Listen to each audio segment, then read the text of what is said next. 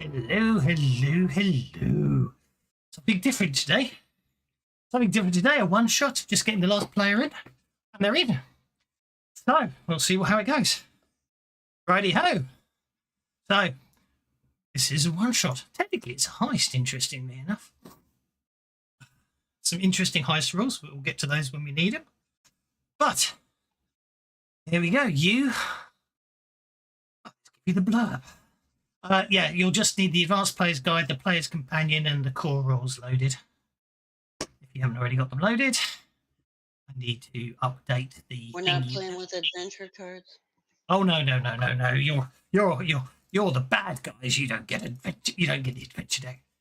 Not for this one. This is all about planning it. More. So you should have your bennies. That's all that matters. Option. I should reread it. I only converted it last week. Okay. Provide your players with 4 copies of the characters, which you've got a copy, and a copy of orders from. Okay, so interesting. Why do I give you number 2 before I give you number 1? That's interesting. Provide your players a copy of handout 1 and handout 2. That makes more sense. Okie dokie. So handout number 1. The Red Mantis is an infamous guild of assassins sworn up to the fearsome mantis god Ashak. Red Mantis assassins wear distinctive red and black armor with insectoid masks, and when combined with the iconic sawtooth sabers wielded in a reverse grip, the killers resemble their playing mantis namesake. Although evil, the Praeus Mantis are divinely guided professionals who honor contracts and reserve their lethal talents for their assignments. In addition to being skilled warriors, Red Mantis assassins master supernatural techniques such as spell casting, shape-shifting into mantises, veiling themselves in a red mist and hypnotizing their targets with sword movements before delivering a lethal blow. That's obviously the really high-level stuff who've got lots of prestige edges. Most Red Mantis assassins train on Medogatai Island? Agatil? Oh, who knows? A large island to the west where the Assassin's Crimson Citadel home base is hidden. There, the assassin lord, known as the Nye, oversees training and dispatches teams when needed. There's a bit more about the god you worship, Asherak, but I won't add that one. However, today you have a job to do. So, you're given your orders from the Verni. Assassins, the Red Mantis is precise. The Red Mantis is professional. The Red Mantis kills with purpose. Yet in Absalom's Petals District, someone in Petals District has killed sloppily and indiscriminately, making it appear that the Red Mantis is responsible for the handiwork. We shall not suffer this affront to our reputation. We have identified the perpetrator as Doratara Koryabin, not only a disciple of the treacherous god Norgorber, but also an Astrakat running for local office while spreading sensationalist Red Mantis rumours to support her election platform. On the evening of the 14th, she has arranged an after-dark dinner party for supporters.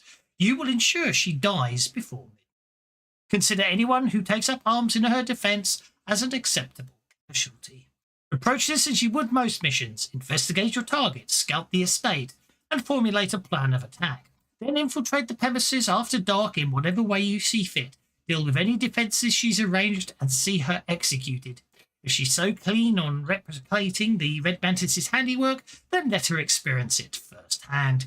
I provided directions to a local safe house as well as the address of the Pretender's estate. Convene, plan and strike.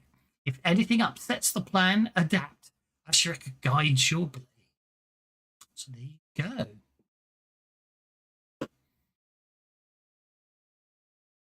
Any questions? Now, I have a question. Do we care that they know that we're Red Mantis that kill her? I mean, we're not just trying to make this look like somebody else, right? Yep. Yeah. Basically, she's caused. She's she's caused an affront to the organisation. Therefore, your job is to terminate her with extreme prejudice. Yep. So she shouldn't. When she did that, she should have expected to die, right? Pretty much.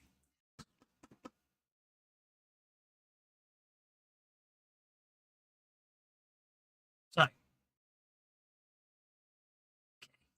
much as adventure around pace the planning, be flexible, which is fine. Okay. So here we go. Planning the strike. So when we meet our trusty characters, you'll be in the private dining room of the Caliphar's Dream, a cafe and wine bar specializing in Oosterbeek dumplings. And the owner, Derek, has been paid well to quietly shelter the occasional Red Mantis operatives without asking questions. The restaurant is in Eastgate, a neighborhood adjacent to Absalom's Petals District, where Dorotara's estate lies.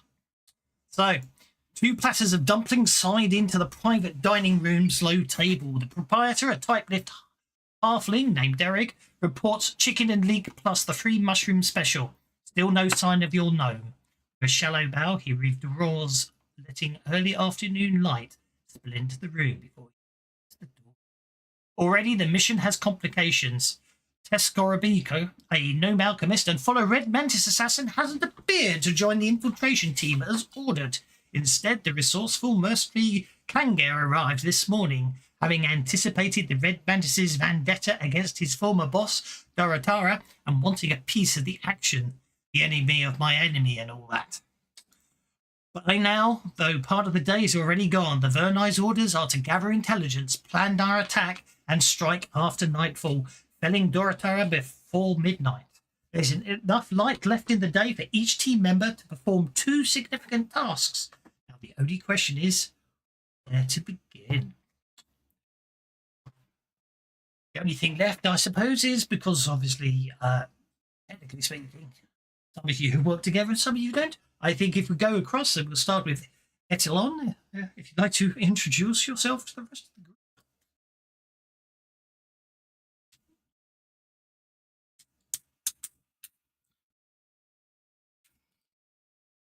I don't know who's playing who.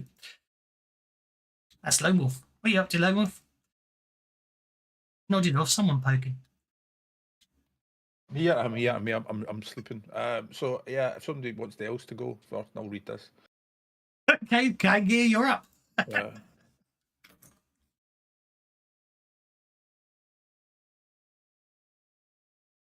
Gonna go away and cry. Right, forget it. You've got the blurb. We'll just get on with it. I give up. I'm just gonna go and cry. Especially since we don't have any background information. It's on your notes tab. It's on your notes it's on your tab. notes, Oh, and oh yeah, they messed everything up. You mean they messed everything up? Jakob is a trained doctor who just got sick of all of his patients getting murdered, so he became an assassin. That'll do.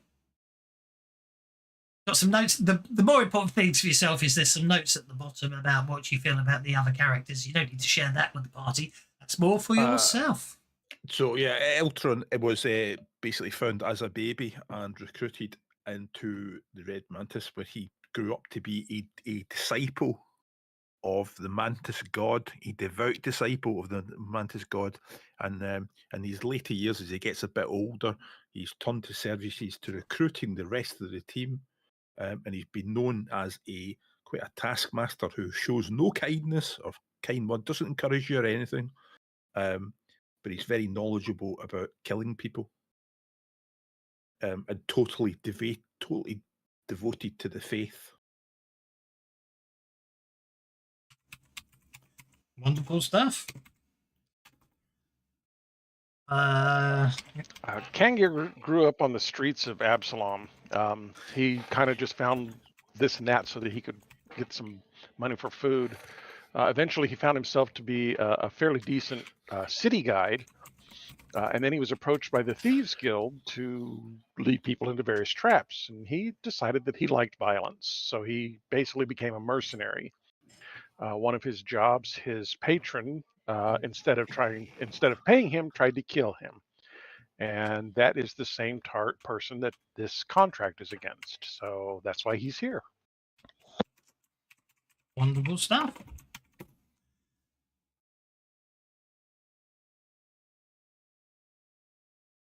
Okay. And from memory, Zaya is basically another an assassin, because I know you're still reading it. It's just another assassin that Etalon recruited and has been training side by side with Jakob. So the two of them have a friendly rivalry. Yeah, I Let's see. have speed reading, so I had already read it. Oh, okay. Sorry. Go on. You can do a better job than me then. That's all right, because I was from what was to be a manicat, okay, and my previous employment had been, as a detective. In perfecting my art, I was tracking down a serial killer, and on meeting him, I discovered that he was even better at my art than I was, so I went with him. That's what we need. So, yep, certainly good. All good. Thank you very much. So, okay. So basically, there's this lovely Pathfinder Second Edition. Apparently, it's got this lovely infiltration system that this adventure uses. So therefore, we're going to use it as well. So basically, you earn. I've already hopefully shared it with you. You get 3 types of points as the adventure goes on. You've got awareness points. Some activities might alert Doatara and her hirelings to impending trouble.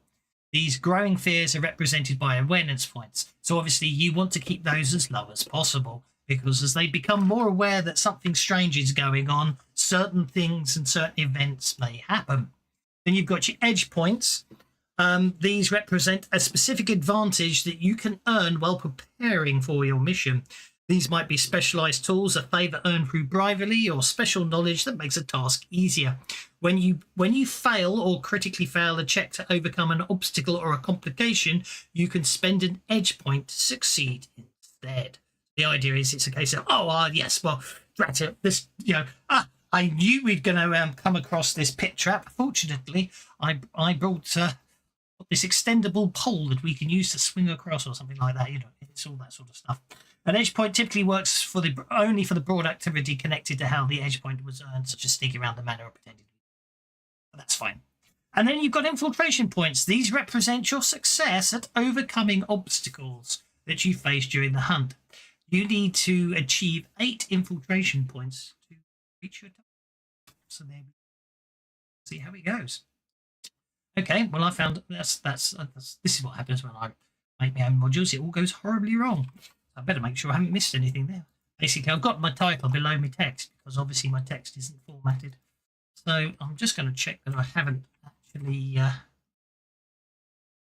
Sometimes means I've lost paragraphs, so I'm just going to go back to the original adventure just to make sure that I haven't. Anything. Preparation activities is just 2 paragraphs. Okay, there's several hours till sundown, giving you time to explore, scout, build, and plan before trying to break into the estate. That's the Everbloom Manor. The time is broken into 2 phases. So there's, during a phase, each of you can perform one of the exploration activities below. After each phase, you reconvene long enough to share information and plan your next move. There are 2 goals to this preparation. First, you can uncover valuable information that helps you plan the heist. And secondly, you earn edge points to help overcome challenges during the adventure. Unless otherwise stated, each character can only attempt each activity once. It doesn't say a second character can't attempt the same activity, apparently. So your options for your first phase are you can... Actual fact, did I actually give any of the characters this one? If I didn't, that's embarrassing, and I'll have to come up with something, a skill. I think I forgot that I would set this up as this. So I might have to change this because I don't think I gave any of you this skill. So that's okay. Let's have a look at the original.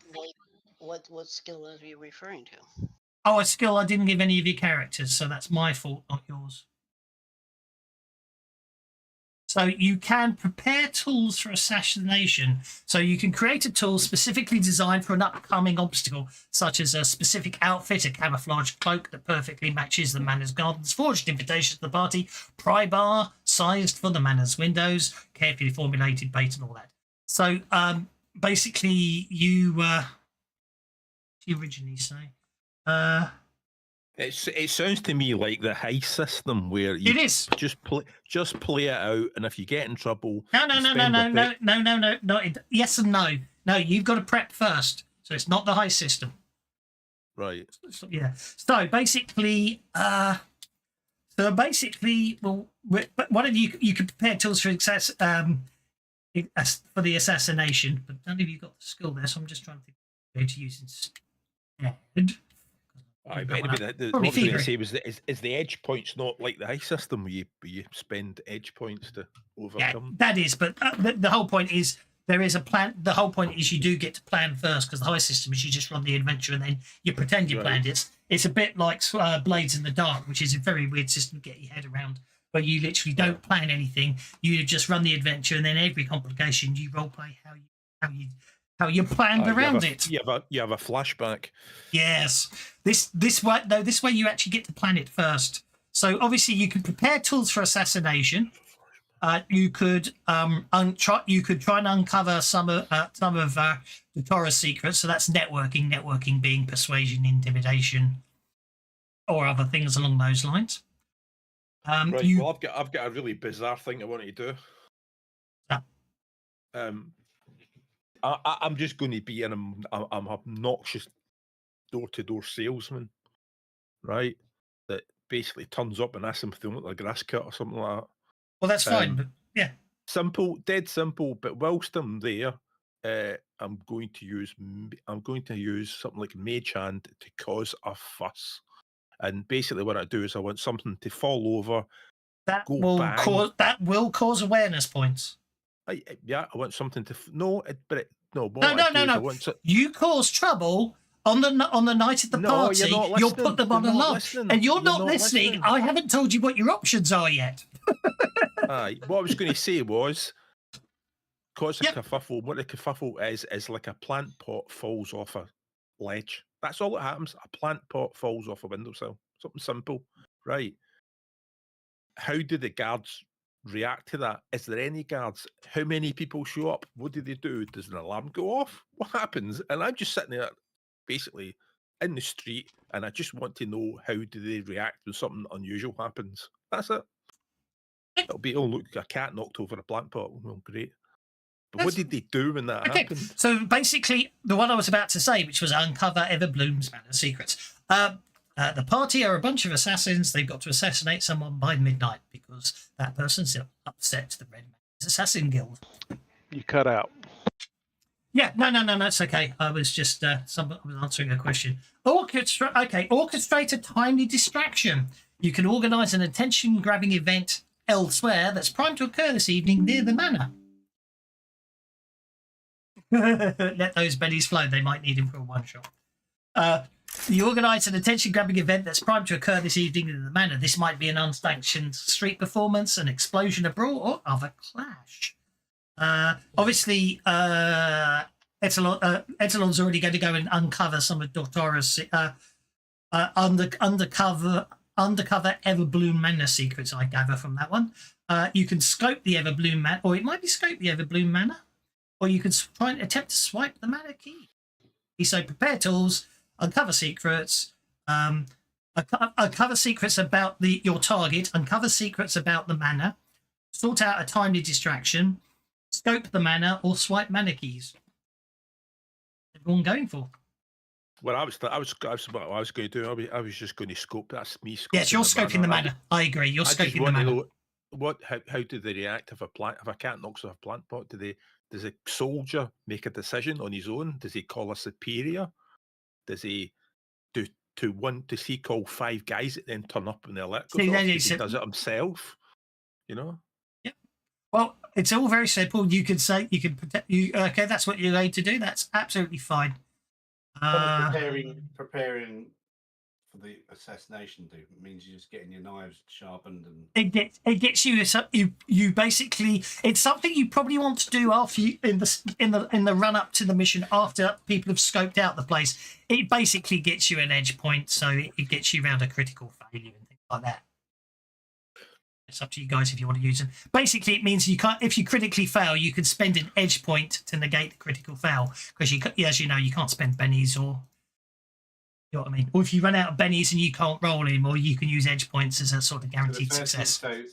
So I can't do that now. Yes, of course you can do that now if you want to. Well, yeah. Attilion is scouting the place out and figuring out the guards. Mhm. I'll make sure everyone's weapons are razor sharp. I didn't give anyone repair, so this is meant to be crafting. But for your, so I think for you, I'm going to make that. Well, if you're going to make stuff razor sharp, then that's going to be. I'm going to say we'll use fighting because you're using your knowledge of combat to make sure your combat equipment's good. And my medicine and my healing skills as well. Yeah, sounds good to me. Kange, what's your plan for this first phase of planning? Should put these out on a little sheet, shouldn't I? Actually, no, I can't because then. Yeah. Kange, are you there, sir? Okay, we'll go for Zia instead.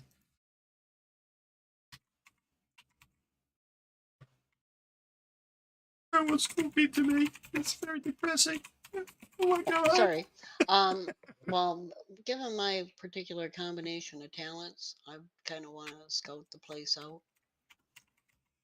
Sounds good. If I can, like, get to the roof and observe from above when what's his name creates his disturbance from that vantage point, that would be lovely. That's absolutely fine. Just undercover. And a lot of places, especially manors, tend to leave the roof and the upper areas unattended because they figure nobody can get there. Yep. Yeah. I think that sounds like one of you is going to be scoping, and one of you and someone's uncovering secrets. That's all good. I'm just putting them up. So I don't know how well this system works. It looked interesting, adventures, so I bought it. Oh, this is what we get. So, okay. So if I share that, those are technically all your choices. You got two phases, and so those are technically your preparation choices. Ooh. While I'm scoping, given my combination of talents and particular area of expertise, I might look at swiping the manor keys. Well, you can't do two at once. However, you could scope the manor for the first phase and then go back to swipe the keys. Exactly. Yeah, exactly. The first one would be locating the keys, and the second time around, I'd try to get. Oh, you find out all sorts of. The better you roll on your stats gives you more information. And if someone else can do the same thing at the same time, or in the second phase, because there's more information potentially to get. So I've got Etalon going down with uncovering Everbloom's manor secrets. I've got Jakob preparing tools for assassination. I've got Zia scoping the Everbloom mansion. So we just need to find out what Kangir is up to. Kangir is going to orchestrate a timely distraction. Okie dokie. Okay, so we're going to prepare the tools for assassination first. So, Jakob, which skill do you want to use? You could choose which skill you want to use, and what equipment you're preparing for tonight's assassination.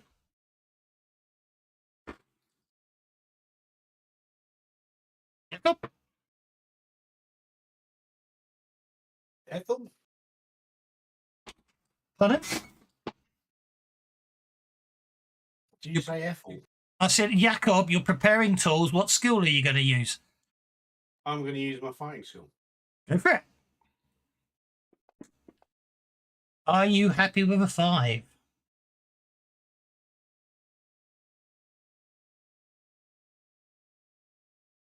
suppose I could waste a penny on it. The point is each success and raise gets you an extra point. You're fine. You'll still get 1 edge point. 1 edge point it is. So at any point during the infiltration, you can spend that EP, flow benny's flow, certainly pants. At any point during the infiltration, you can spend that edge point you've just earned to describe a flashback scene of you preparing just the right tool for the job. This is more like the high system, as it were, in like Blades in the Dark. In doing so, you must describe how the tool helps to overcome the obstacle, which does actually mean you can spend these instead of having anyone roll and things like that as well, because you've just got the tool, so you don't need to worry about it. So that's good. So you're spending some time preparing tools for assassination. that brings us to Trangir. You're going to orchestrate a timely distraction.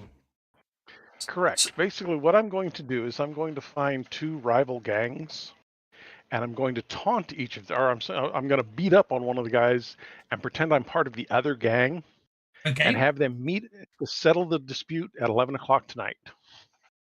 Okay, go for it. So I'm let me ignoring beat the up a couple modifiers I guys put up. here. I've changed the rules since I've run it. Let's go ahead and Benny that at least once. Really? Now let's drop one more Benny on it. Well, don't forget, a success gets you one edge point. You might not need Yeah, them. I know. I wanted 2 because I mean I had a decent. Yeah, whatever. Okay. Okay, so that's going to be 1 edge point is tools. I'm actually going to put them. You've got 2, one for tools and 1 for destruction. Okay, that's okay. That's all good. Awareness points. We'll make that bold. Edge points is bold. Doesn't make it. And infiltration points. I think you earn those as the adventure goes on. Okay. So next, we're going to have maybe you should ask Etienne. We're going to Yetlizea, who is scoping the Everbloom Manor. Now that is basically that's stealth. That's a stealth roll for you to see how well you get through the manor and everything else. So you study the manor from several vantage points, identifying its layout, likely obstacles, and defenses. If you have a spyglass, you can receive. You get a +1 bonus. A spyglass, it doesn't matter.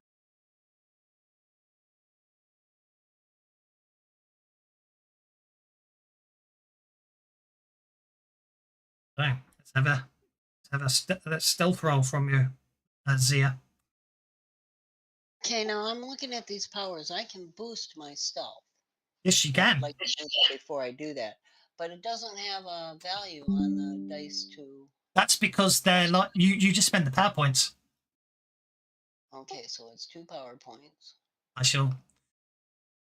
Good luck with the mission. We'll have to watch later. Let the bennies flow, says Tangles. Right. If you spend 2 extra power points, you get the raise. Oh, okay. So I have to spend 4 power points to be guaranteed the raise. I'll just take a straight boost because I got fairly decent stealth anyway. Okie dokie. So that will Stealth, be. so how do I Yep. apply that? Oh, don't worry. For this, you're only rolling 1 dice, so I've added it on, so that's absolutely fine. You've spent the 2 power points. Make your stealth check. Okay, you already got it. All right, and then you need a stealth check, right? I just need a stealth check, yeah. And because it's oh, okay, that gets you right. This does okay. Success. Right. So first things that happens is the first success that gets you is you're obviously scoping the place out. You get to spend quite a bit of time. First thing you get to basically what you get out of this is. Lost him. He was there. Oh, sorry. I didn't realise I'd muted myself somehow. I'd been talking away. So, you've So the first thing is you basically scope it out. So you get you work out the entire layout of the manor. There you go. The entire layout of the manor. Hang on. I need to probably do is turn off line of sight right now, don't I? Lighting, so you actually get a map of the manor. There you go. I think now you should be able to see the map, should you?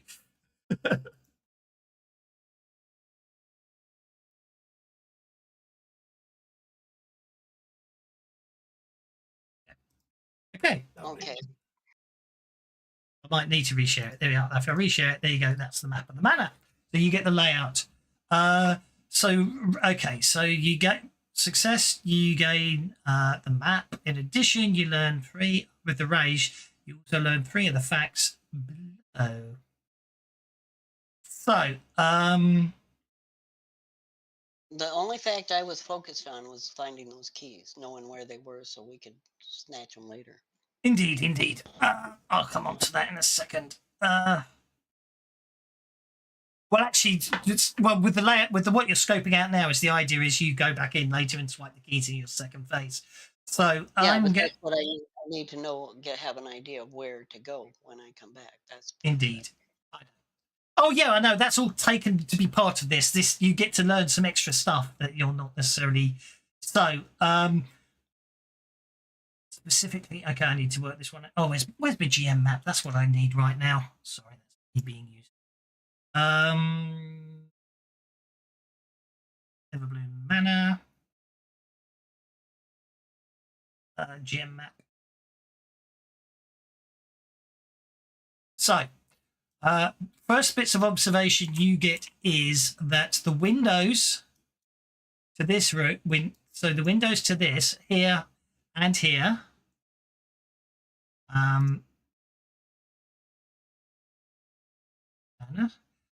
okay, the window, so those windows, when the bathroom window. Several of the windows are barred. Okay, so it says A8 has barred windows, but I can't see. So those windows there are barred. Those windows here are barred. The windows to that room are barred. Do you understand? Can you put little X's on? Can you put little X's on the barred windows now that we know where they are? That's a good idea. What didn't I think of that? Because you're a GM, not a player. Good point. I'll put black lines through the bars. Okay. A12. A12. A13. Okay. So that's the first thing you ascertain is those windows are barred. So the ones with the black lines through them are barred windows. Okie dokie. The flat roof has limited access. There's a hatch towards the north. The flat roof has limited access. There's a hatch towards the north, providing access into the manor. Okay. I'm sure when I get to one of the rooms, it will tell me which room that is. There's also a ladder stowed in the bushes east of the round tower. So that would be the round tower there. So there's a ladder stored in the bushes. Okay. The roof has 2 large skylights that likely can't support the weights of a human. You also count only 6 guards on duty at the moment. And based on therefore you can expect there will be 10 to 12 guards during the evening event. The flat roof provides a natural vantage point for a few guards, though most will be patrolling the grounds. So there you go, that's what you find out. And then we've got the uncovered the secrets. So networking, common knowledge. Secrets. So, interviews, archival information you want to get in there. So, likewise, actually, yours is probably scoping the manor as well, I think, more than anything else. Trying to find out information, aren't you?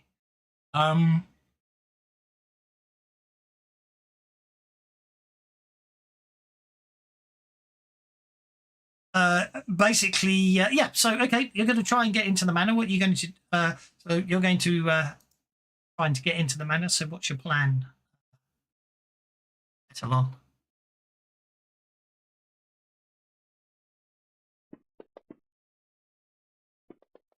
Like I said, just walk in the front door and ask if they want the grass cut, you know. Okay. And then if something falls over when it's there, how do they react to it? Indeed. Well, I mean, how long does it take them to react? All this is important. All that's important information.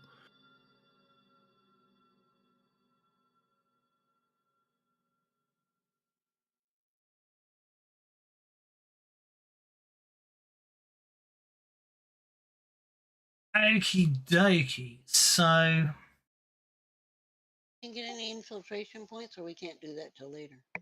infiltration points are sort of what you get, I think, from. I've forgot to. I've had a busy day. I had a cunning plan to reread some stuff and remind me, but I think that comes. So yeah, this is not sneaking about. This is actually a person that arrives at the front door and says, "Look, can I cut the grass?" Yeah, no. Just a couple of proper Infiltration. pieces. I was answering the Polite. infiltration question. Anyway, so what you determine is the guards are very good.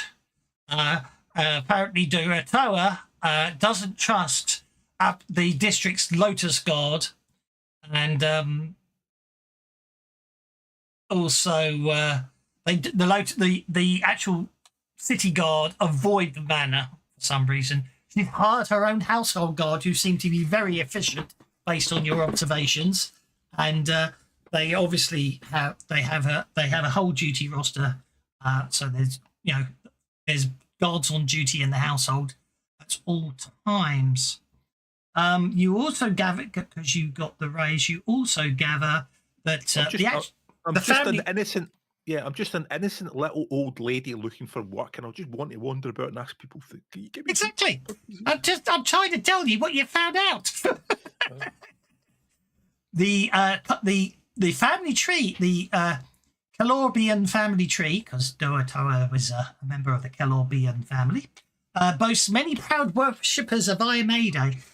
The manor has a private chapel, and the family often celebrates the Iamaden holidays by hosting large picnics. The most recent holiday passed with little fanfare. The family founders were divine champions who famously defeated Arctic beasts before settling in Absalom. Their motto is a green wall against evil winds. So obviously, it sounds like this is obviously a well-regarded family. So after that first stage of investigation, you all get back and discuss what you've uncovered and plan what you're going to do next.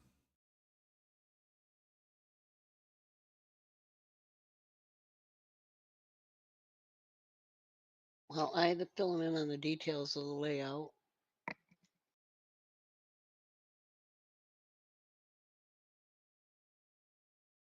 Basic infiltration points, you don't actually count. You don't store them. They're basically like but they're basically dramatic tasks. So coming read ahead. So there will be obstacles, and as you go through the obstacles, you'll all have like a team dramatic task, and you just need to get enough successes. So, what's your plan for the second phase, your final phase? So obviously, Kangir's got a timely distraction in place. Jakob's prepared some tools. You've also got some useful information, like you've got a map, so you've got a layout of the place. You know where the barred windows are. You know where a ladder is. Likewise, you also know, it's long because obviously you were wandering around the place, that these gates over here, which are the main gates and therefore guarded, are basically well guarded, monitored, and supported. But the side gate at the back is secure and locked, but isn't guarded. Yeah. Okay, well, for me, my thought for where I'd be most effective, given that the roof is flat, and we'll probably have a patrol up there, to get up there as early as possible and start taking out that patrol before anybody's aware we're there. But as I Because say, they've got the best vantage point. They need to be eliminated. indeed. Well, as I say, it's very much. I mean, the idea is it's quite. In some ways, it's obstacles. On specific challenges, places depends on touch. Yeah, that's fine. So we'll worry about that when the time comes. Sounds good to me. So, what are your plans for the second phase? Obviously, I know that Zaya wants to swipe the mana keys. Yeah, I will go backwards. Jakob, what's your plan for the second and final phase before you have to go in, because darkness will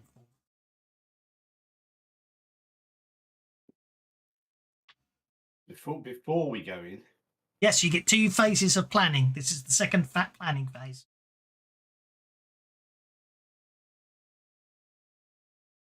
You've got the preparation activity list.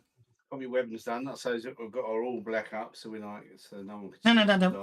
You've got you've got the list of preparation activities. What activities you want to take? Oh, sorry, something covered it up. Right, okay. I've already prepared tools for assassination. You have. Doesn't mean someone else can't, but you can't again. You can do any of the others except prepare tools. It will help Kangir with his timely distraction. That's already dealt with. He's sorted that. It doesn't mean you can't go and do your own. You can go and do your own timely distraction if you want to. I'm gonna. Yeah, we've already got one. Don't need two. Well, it just gives you edge points. Having two may not be a bad thing. Other side of the grounds, kind of thing. Now this is the phase where I swipe the keys, but before we start killing stuff, right? Yes. Oh yeah. Yeah. This is where you plan to get in, get a set of keys, and get out without any problems. And we'll deal with that when it comes to it. But anyway, so Absalom, Kangir, and Jakob, what are your phase 2 preparations? This is uncover Doatora's secrets. Okay. You're going to, that will probably be a case of networking and talking to people and convincing them either nicely or using either persuasion or intimidation to find stuff out.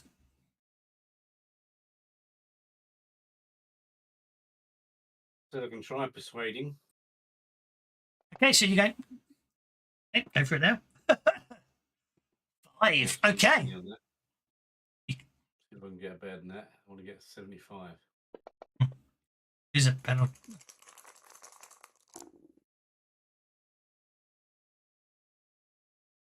Okay, I'll be happy with that.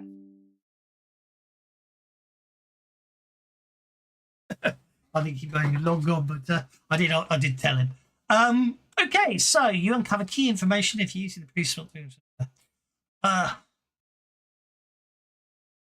Okay, so basically you gather that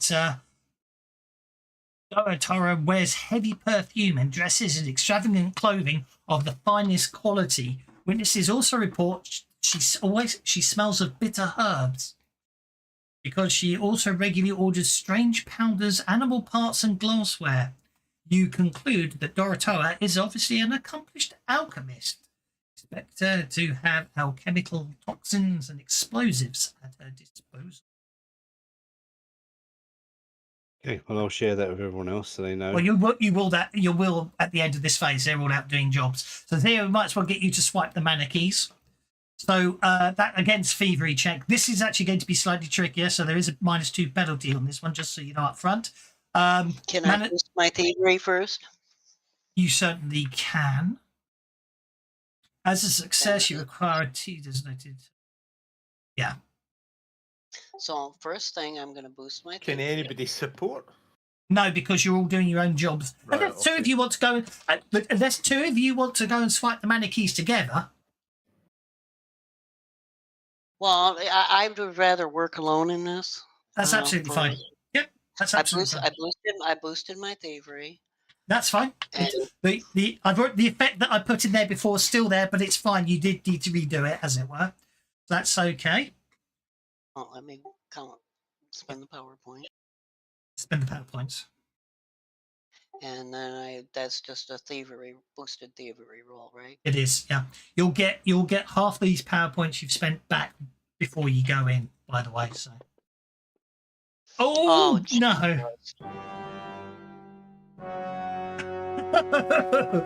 Okay, I'm afraid that you don't acquire the keys. However, basically you're moving through. You basically trying. You got all the way into you found out where the security key was designed to deactivate the manor's traps. And however, just as you were sneaking in and just about to take the keys off the guard that currently has them on them at this time, you suddenly hear a shocked scream from behind, and you turn and see a maid has seen you sneaking up on the guard, who was quietly snoozing on a chair. He jumps up with a start, and a huge chase kicks off. You are able to escape the compound before being caught. However, of course, the guards are now suspicious, and they now have one awareness point. So obviously, what's Kanga and Etalon up to while Zia's basically having a chase through the manor house and out again with the guards on her tail? But while I'm running through, I'm getting a really good picture of the layout. Oh, of course, I've got yes. the escape route down. Okay, so that just leaves Actually, what you have is the escape route we're not going to use because they're going to expect us to go this way a second time. The only good thing about it is because you're not caught, they just think someone was trying to steal the keys to rob the place later, so they'll be a little more aware tonight. But that doesn't mean you've given away who you're trying to assassinate. So that's okay. Anyway, Kanga and Etalon, what is your second preparation activity? So what's left is it manor secrets? You could do anything except the one you did before, and swipe the man. Well, and you could also be attempting to swipe the manor keys, because even though Zaya said she wanted to do it on her own, you could also be trying to get them yourself. Obviously, the point being is it's all happening at the same time. So you could do anything except the one you did last time, which you did was uncover the manor's secrets last time. So what you could do anything except uncover the manor's secrets this time, Etalon, because you can't find out the same things twice, basically. Right, so I can't uncover manor secrets because I've done that before. So what you're saying? That's exactly it. Yes, you can do any of the others. I'll try and swipe the keys, I suppose. Okie dokie. Well, maybe that's why Zaya failed because because I'm it might be somewhat humorous.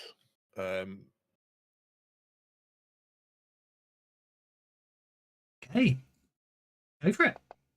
Obviously, thievery. There's a -2 penalty. I'm trying to get the keys. Why are you rolling faith? Oh, you boosted yourself. I apologise. No, it was actually disguise. I am a guard. You don't get to do that. It's just a straightforward thievery roll, mate. Is that what it says? Oh, well, Yes. thievery. Oh, well, sort that. I was going to say I could have walked in as a guard and Look, picked up the keys. Look, it doesn't matter. You try. No, don't get me wrong. You put on you cast disguise upon yourself, but obviously something is wrong with the disguise, and therefore it doesn't help you if you get caught. Right, well, thieves. But I can't do that then. So thievery isn't going to work. Well, in that case, what I'm going You could do thievery.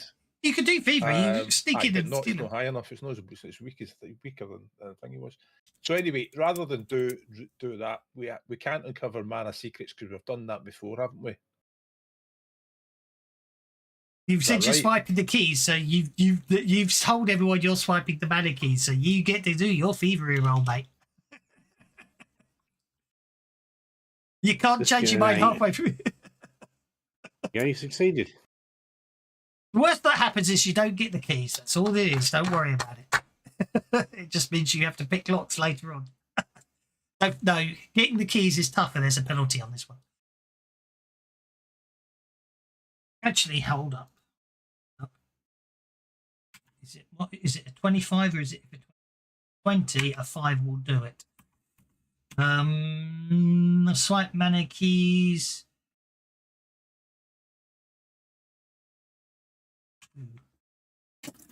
Yeah, okay. You get the mana keys. You acquire the keys. Okay. Hang on.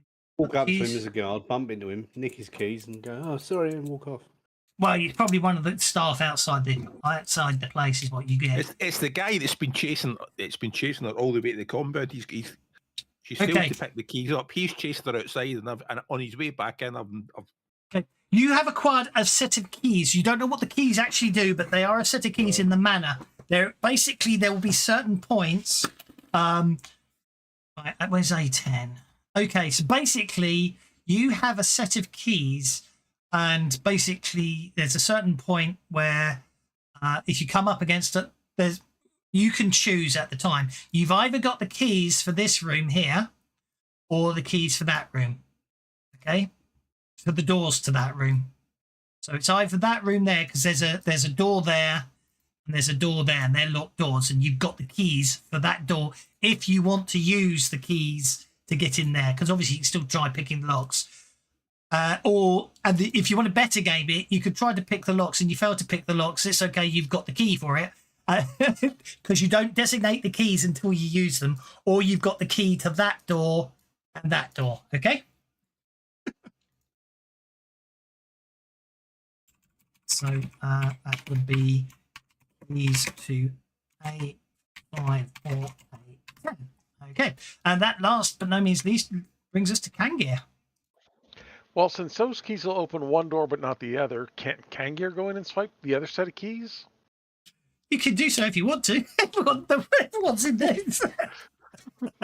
We'll have all the keys, right? Indeed. No, I think what Kangir is going to do is he's going to provide some more tools for everybody. Okie We're dokie. going to provide some sneaky tools instead of some stabby tools. Okay. Or. Oh, very nice. There, have a bunch of tools, guys. Okay. So that's, you've got 3 sets of tools in total. And that gets you. Isn't it each success and raise? I got 3. You got 3. Okay, fair enough. There you go. Okay, well, that's the phases done. So once you conclude both the legwork phases available to them, night approaches. So basically you can recover any power points you spent on the first phase, but not the phase that's just gone by. So. And I spent 2 in each one, so I get 2 back. Basically, the logic is to see is by the end of the second phase, you're going straight in, so you don't get a chance to get the second lot back. But the first lot regenerate while you're doing the second phase. That is the logic I'm using. So that's okay. Okay, night approaches. Okay, so did I give you guys money? If there's any last minute purchases you want to make, I think you all meant to have 5 gold pieces each. Strikes me as not a lot. Well, we don't kill the money.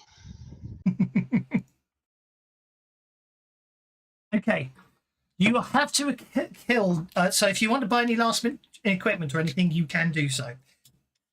You have to kill Doatara by midnight, which means you have 3 hours to complete your mission as of nightfall.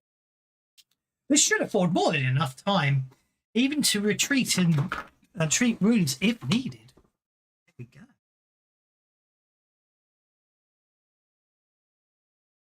So the last thing we get to do is. So the specific challenges that PCs face as opposed to Doatara depend on their strategy. You get some obstacles, obviously, in addition. So the following examples are like PC strategies. Okay. Find an opening, hide the bodies on the guest list, precarious business owners. Okay, so what's your plan for getting in? I've got skills I can get to the roof and try to make sure that nobody raises the alarm from there, because it's got to be covered. Like you said, it's flat, it's easy to patrol, and it's their best vantage point. Now, this is supposed to be a garden party. Did we find out what part of the grounds the party is taking place on? Or is it just kind of all of the grounds? Well, there's a good question. Be something someone could have done. No, you've done the overview. Logically speaking, it's the front garden, because that seems to be where everything's set up.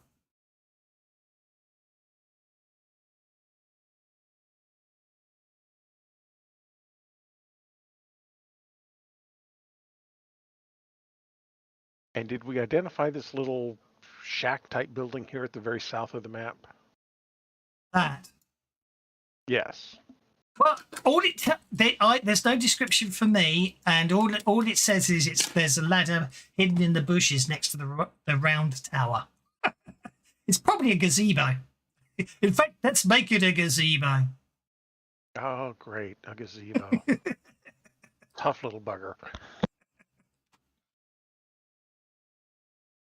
Playing some Munchkin lately. You can't ask for help when fighting the gazebo.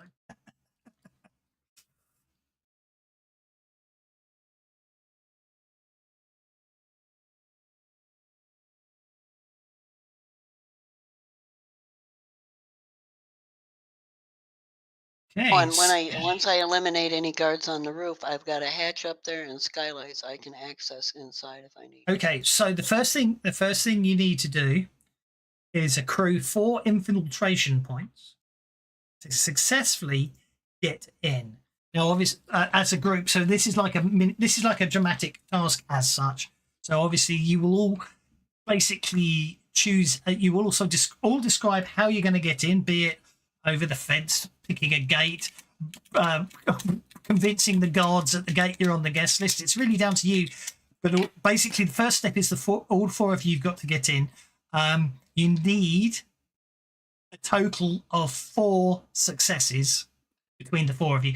If one of you doesn't succeed, it doesn't mean you don't get in or anything like that. You just didn't get an infiltration point. So you just need 4 successes or infiltration points to successfully get in without the arousing suspicion on the guards. So we shall. I'm not going to treat it as. I'm not going to worry too much about a dramatic task. So but I will do is deal you cards. When I say dramatic task, don't worry about clubs. Is what I'm trying to say. It's not a proper dramatic task, but it's a bit like that. Think of it more like a sort of a bit of role playing and a die roll. All of you need to succeed, get 1 success.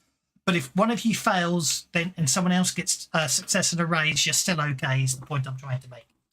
If you don't succeed getting the 4 points, don't forget you need to have 8 points in total to successfully infiltrate the building, ultimately to reach the target.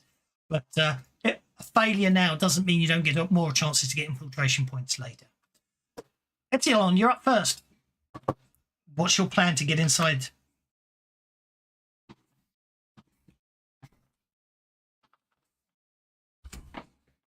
Or I'll put you on. You're asleep.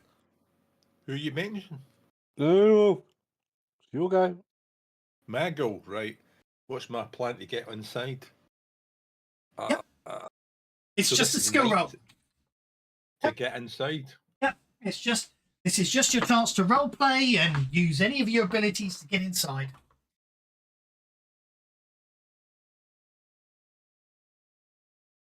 So is this us sneaking in then, is it? How are you getting in? You can go in by Yeah, the front how are you door, getting in? depending How on are the guest you list. getting in? How are you going to get inside the grounds? Not inside the manor, just inside the grounds. What skill are you using? Dramatic task, mate. Dramatic task. Well, Yeah. I'm just a gardener. I'm just your gardener, aren't I? I'm just your friendly old gardener. 14. I need to put the card there, don't I? I always forget to turn on dramatic tasks before I deal the cards. I always forget that. Bear with me a second. Yeah. The friendly old gardener's a bit dotty. He tends to wander off, and the guards have to kind of shepherd them about. Yeah. Well, giving them opportunities so that other people. Indeed. Now, as I say, I'm using the easiest way to describe it as a dramatic task, but clubs aren't bad, but you are limited to getting a success and a raise. So you disguise yourself as one of the staff and head into the grounds. Not a problem. Kanya, how do you get in? Kangar, there's got to be some last minute supplies that are coming in. So he's going to come in with the supply crew.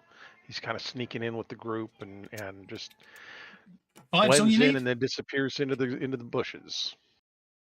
Absolutely fine. Jakob. I'm just going to go over the wall. That sounds like an athletics check to me.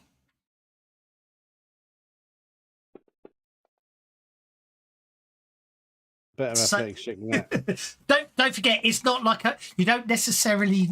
It's a group. As a group, you're all getting in. It doesn't matter if you don't succeed, as long as you get 4 successes at the end. Don't forget, but you're fine. I will change that when I rerun it, but this is my first time running it, so you guys are playtesting it. Before I turn this into a one-shot I run at cons and stuff. Isaiah the Perfectionist. You said that back gate is locked, but there's no guard. That's what I said. Okay, well, I'm going to use my thievery to get through that gate. That's Okey-dokey. lock picking. Or do I have to have lock picking as a separate skill? No, that's thievery. Lock picking got renamed to thievery. Because actually lock picking was thievery before, and because it was called lock picking, people didn't realise it was pickpockets and all the other stuff. And that's a 5. Wonderful. So I make that. You got your 4 required points. Nicely done. Okay. You are inside. Now you can decide where you want to congregate. You've all got in. You obviously. Where do you want to? Where are you meeting up as a group? Because I need you to sort of be somewhere. Because now you're inside. Now you can start maneuvering around as a party. As it's. Well, I've gone over that back gate, and I have no intention of meeting up with the others. I'm gonna go solo to the roof. They're gonna have to go in. Because I'm also positioned where I can create a distraction if they get in trouble. Okie dokie. And between my wall walker, my athletics, whatever, I should be able to get to the roof and my dark sights because I don't carry a light. Just want to check something.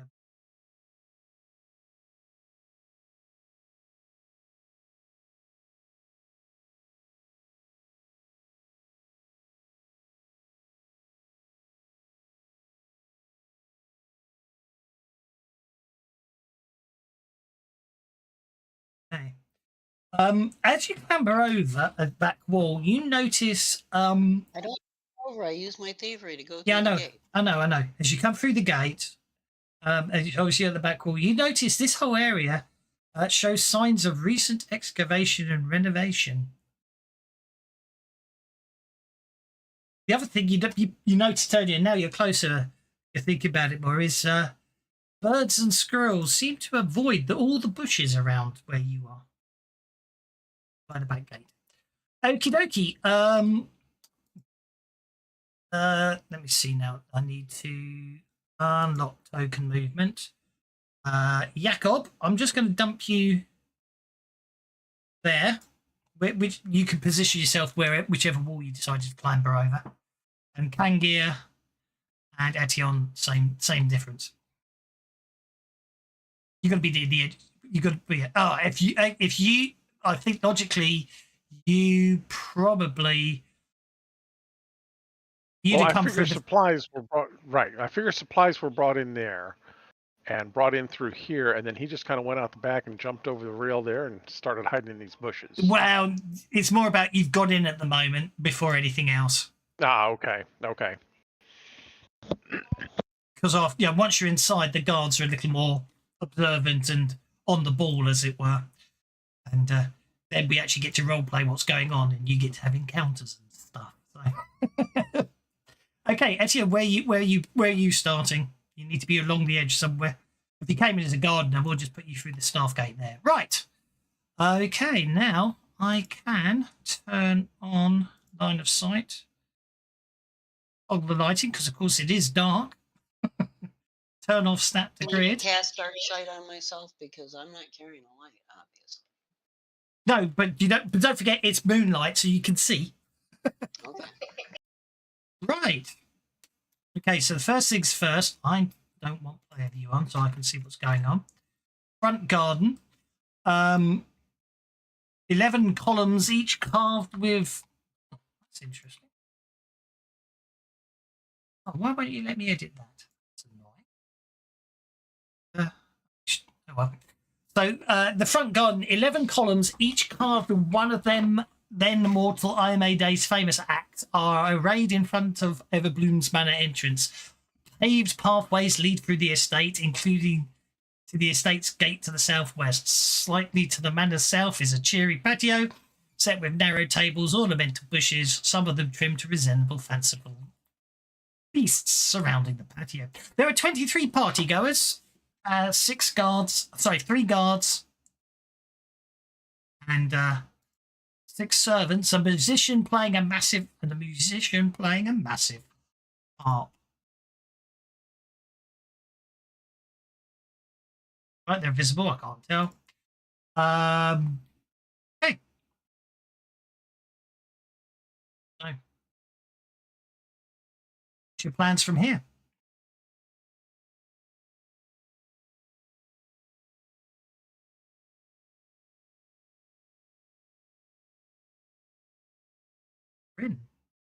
Plan to do. I presume most of this patio over here is is like party goers and so forth. Yes.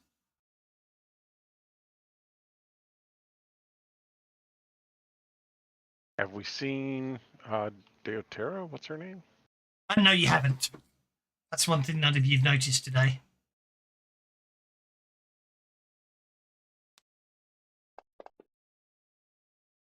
Okay.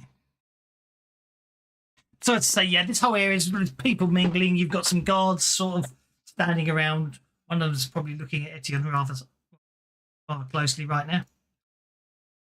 Conversation's lively. It's combining political discourse, half-formed philosophical debate, elite rumour mongering, and creating a cheerful din that makes it difficult to hear much of anything happening outside the gathering.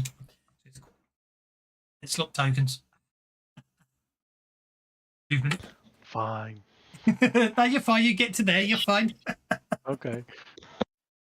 Right. What I do need to do is go back a couple in the notes about. Okay.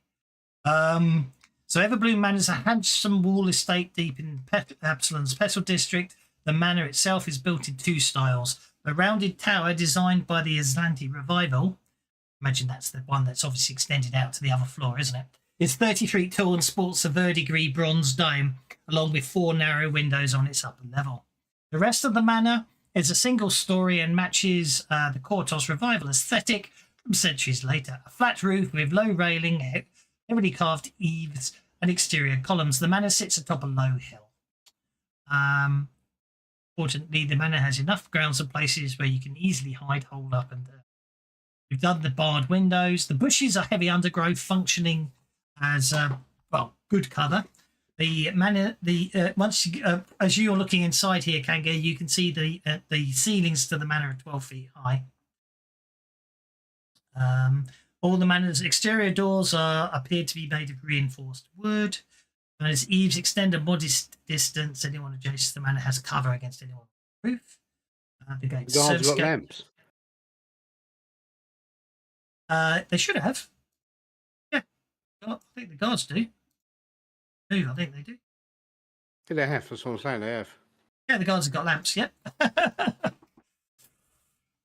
Software noted. Lance, outer wall, 10-foot wall, roof access skylights, the tower. Okay.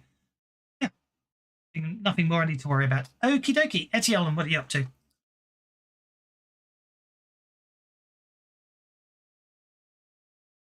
I think he's asleep. Zaya, can I have... Oh. Can I... on that.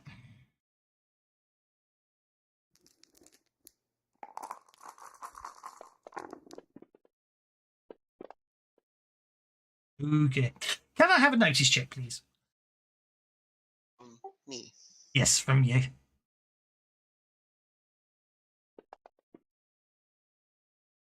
Okay, that's absolutely fine. Danger sense, doesn't that boost my awareness or my notice? Oh, danger sense. If you got danger sense, you get a free notice check, which is why, actually, funny enough, that's why I asked you to make one. In fact, because And it's plus 2 to sense ambushes or similar events. All right. okay, so you got a 7. Are you happy with a 7? Well, let me try to raise that one time. I'll give you a hint. This is a danger sense roll. Like, okay, so I get the plus 2. You do, yeah. I'll go ahead and add that. One for the DM and let the bennies flow. Thank you very much, Bewildered Badger. And I got the exact same thing. Got the 7 again. Well, no, maybe you couldn't help the feeling that you're being watched. Okay. Because my plan is to stealth over to where there's not much light and just get to the roof. That's fine. Make a self check. How can I boost my stealth first? You can, but from now on, we're using lock movement, so powers and stuff will diminish over time, but that's fine. Okay, well, I think I can pull it off. Yeah, that's fine. Go for it. Yeah, I'm glad I didn't waste the points. Indeed. Okay, so okay, that's fine. So right, you can move. And Jakob, what are you up to? And so I'm avoiding those bushes. Something about them feels creepy. And I'm trying to not. Sneaking along the bush. Okay, give us a stealth No, roll. there's something wrong with these bushes back here. I already did my stealth roll. No, not you.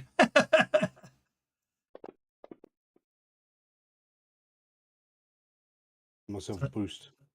Go for it. I've targeted yourself, so if you want to boost, be my guest. +2 to stealth, please. That's annoying, isn't it? It doesn't actually. It's annoying when they're innate. Although it says it. Oh no, you did. Ignore me. I'm being stupid. That's exactly what I needed it to do. Thank you. There you go. So make your stealth check. Okay, so Zaya moves to there.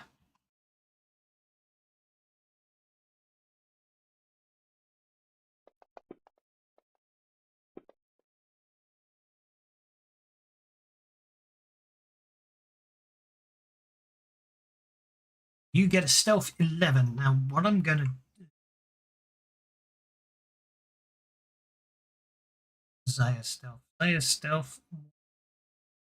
I'm going to make a note of those because it...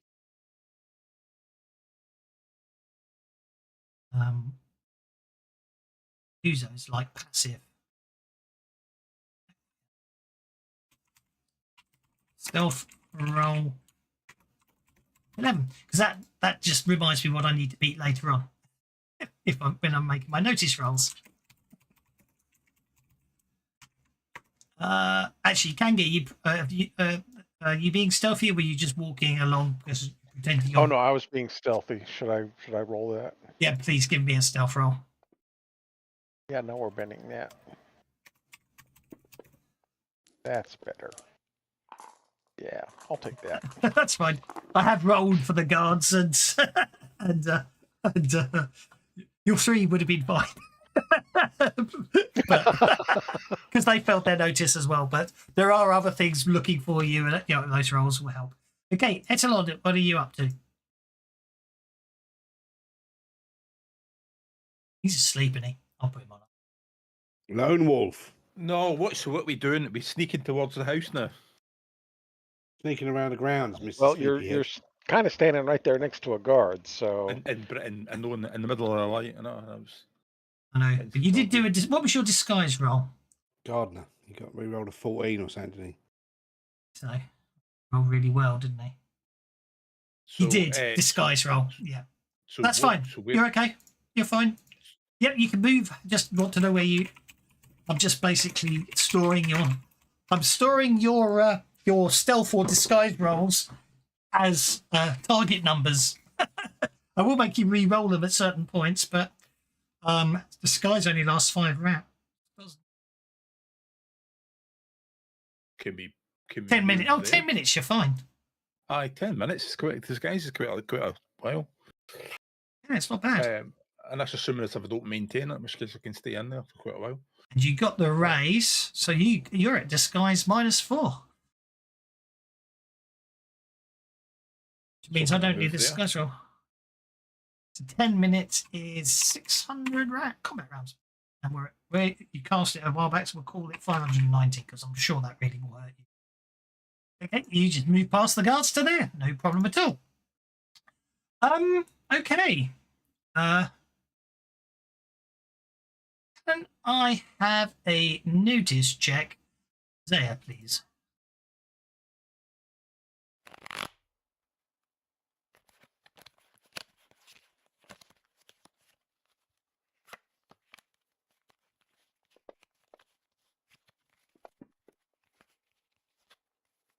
That's probably a good roll. Let's scroll down 10. That's good.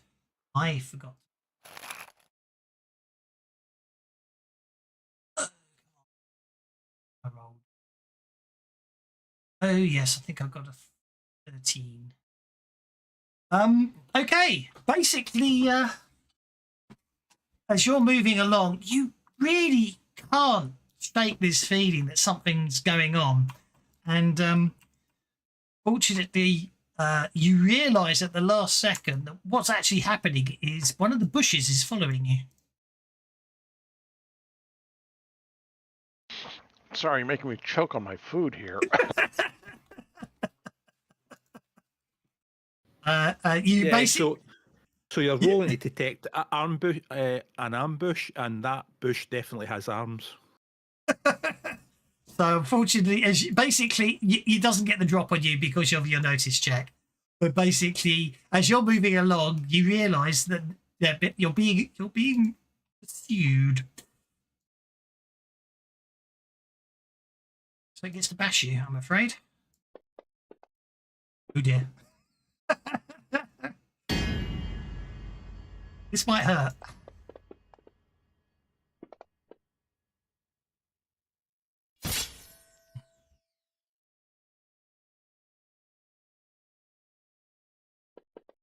It rolled a 13 on its notice for your 8 stealth.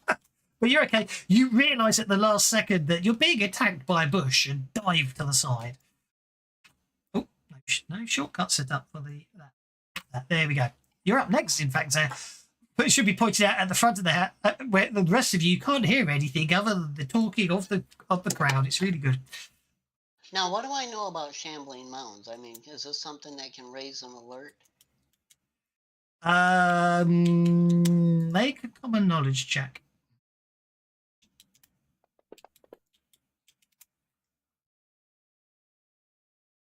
Yeah, don't know a lot.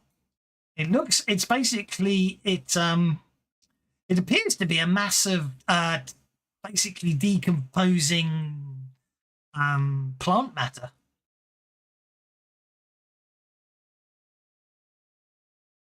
It's obviously some sort of concealed guardian guarding the back gate.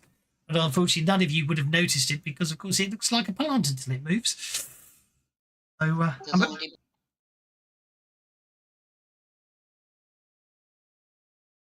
what's your plan? Well, I was thinking about, because I have wall walker, just head for the wall and get to the roof. You do so, it will get a free attack on you. Well, in that case, I'm just going to kill it. You can shake it. You can then obviously move freely.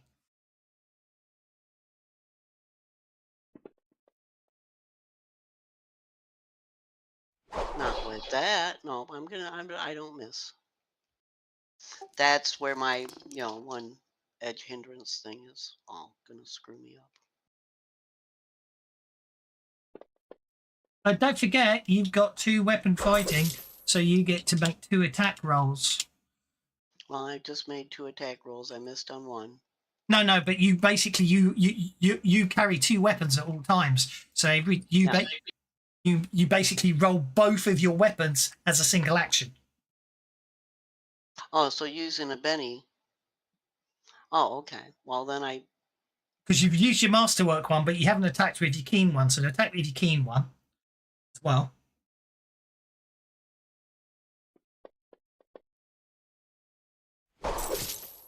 So the point is, obviously, you hit once, you miss, and then you re-roll. You spend a penny to hit the other one, so you're fine. So you hit twice.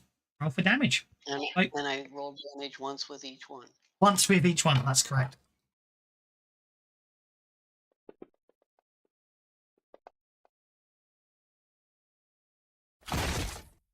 Shakes it. Roll with the other one.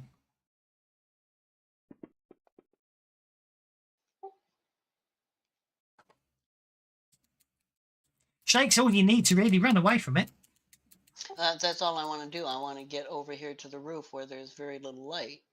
Yep. And use my wall walker to get up to the roof. Okie dokie. Almost like they can climb. Yep, just, well, basically make an athletics check. This is 6.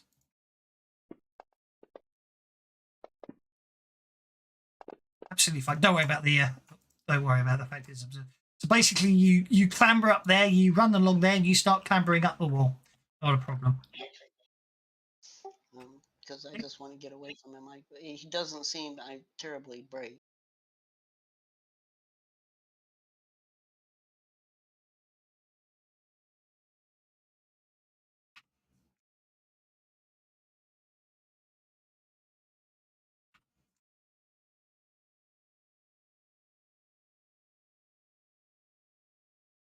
Regards are on their manoeuvres. That gets us to Etion. What's your plan, Absalom? But this would be where you want that extension that makes the tokens move around on their own. There is one. Is there? Yeah. You're kidding me. Well, No, you're joking. I think it's by Segale. There is a patrol thing. Is there really? Oh my yeah, god! I yeah. want that. I want that. Never tried that. Yeah, I tried it. It's pretty good. But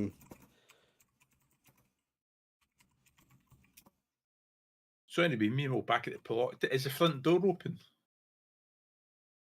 Oh yeah, patrol duty, automated patrol path. Oh, I'm going to have to have a look at that later. Right, thank you. Okay, is the front door open? That's a very good question. A foyer. Well, you can try opening it if you want.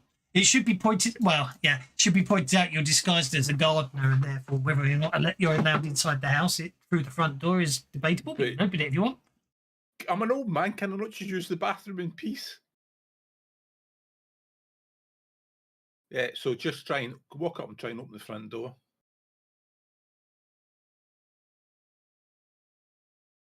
The door isn't locked. So you open the front door. I will point out this guard behind is calling at you as you after you open the door. It is Can I locked. go for? So just open the door. So can I go Put it for like a this, pee? if you click on the door, you can open it. If you can't open a door, it's locked. That's the point. I've set all the doors Right. up correctly. So I walk up because that's my end of my movement. So I walk up, open the door, and if the guard kicks off a bit, I'm saying, "Can I not go for a pee?" Yeah, God, what's your plan, sir? I'm going to continue stealthing along. I can actually, instead of stealthing in Should've the let bushes now, party I'm spell. going to stealth. I'm going to stealth over there. Okay. What I might do is also give myself another boost trait. Or do we not need to worry about pace at the moment? Oh, you do. Oh, yeah, you do now. Now So you're I'm going to inside. boost my, Now you're give inside the myself ground. speed.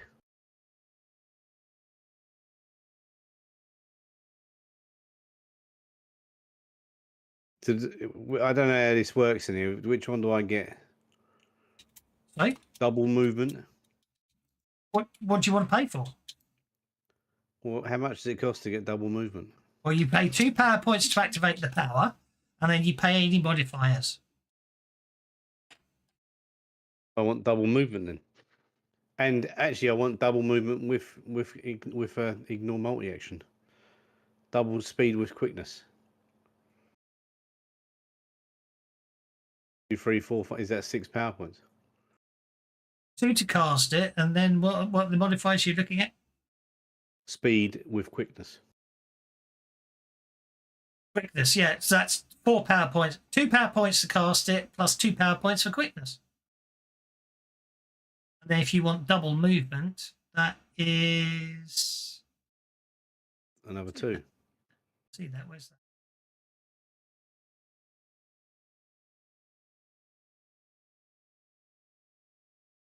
Oh, speed automatically doubles your pace, doesn't it? Speed doubles your 2 points for double your pace, and then if you want it with quickness, it's 4 power points total. There you go. That's the nice thing about Mystic Powers. The thing about Mystic Powers is you don't have to roll for them. You just have to pay the points. The downside of them is apparently because there's no dice rolls involved. Any opposed rolls, they Seeing what my automatically pace fail. is with that. So my pace is, yeah, there you go, easily done. Let the insults flow. Certainly will, Guacamole.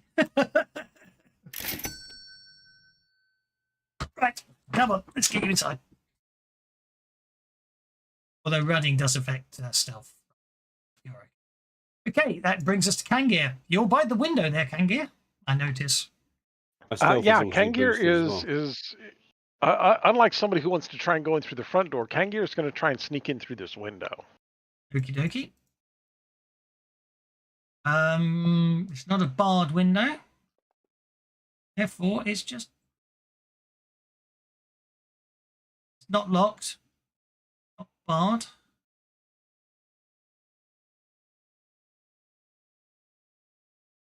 Skylights, lights. What's the windows? Barred windows. Yeah, so you open the window and in you go, basically.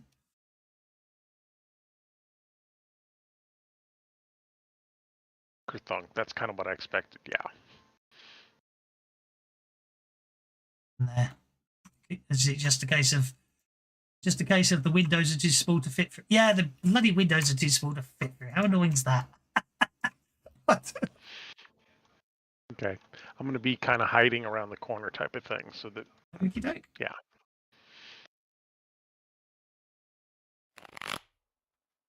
That's interesting.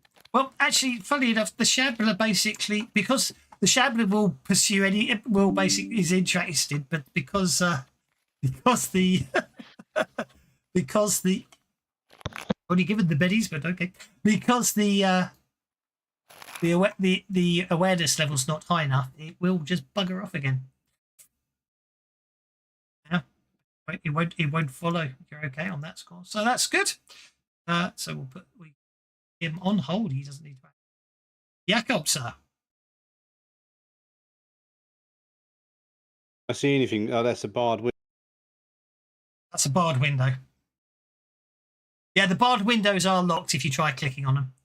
Yeah, they've got a black line through them. They're barred windows. Yeah, you can see through the window, though. It appears to be a bedroom. It contains a bed, a dresser, a standing vanity with wash basin, and the room is neatly prepared as if ready for use.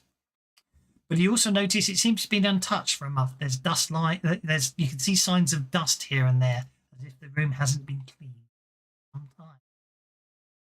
Barred windows are going to require some kind of breaking of sawing and bashing, aren't they? So I can't go through there. Yeah, barred windows. You're basically a metal grates, hardness 12. Yeah. Is there a ladder over here? Wasn't there? Supposedly you found a ladder in the bushes. Yes. I'm going to go and grab a ladder. Yeah. Back up here. Of your ability to your super speed, put you on the I'm roof. going to try and get up on the roof. Pop The you line up of on the sight roof. is terrible. You need to have that peek view turned on a bit. Let's have what? Turned on a bit? Peek through on the map so we can see a bit of the walls because it's just all black silhouettes.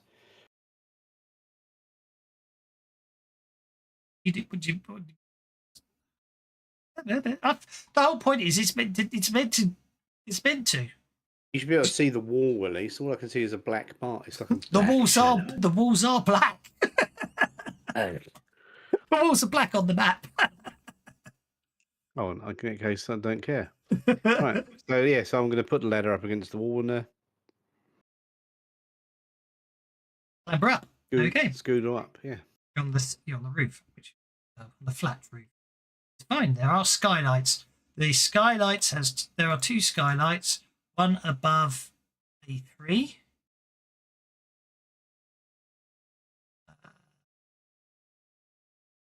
Where you gone?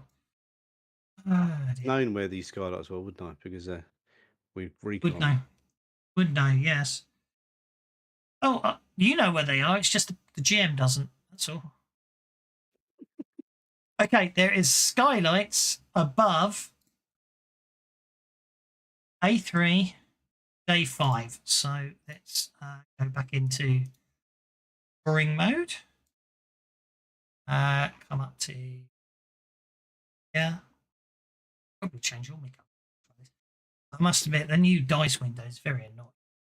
Oh, hang on, that isn't how you do your pen dot colours anyway, is it? No, if a second I can't click on options because as soon as I click on options, it's going to bugger up your encumbrance again. So there we go. Those are the two. I'm drawing black squares on the map, which I shall turn off line of sight again. Don't need it right now. See what I'm doing.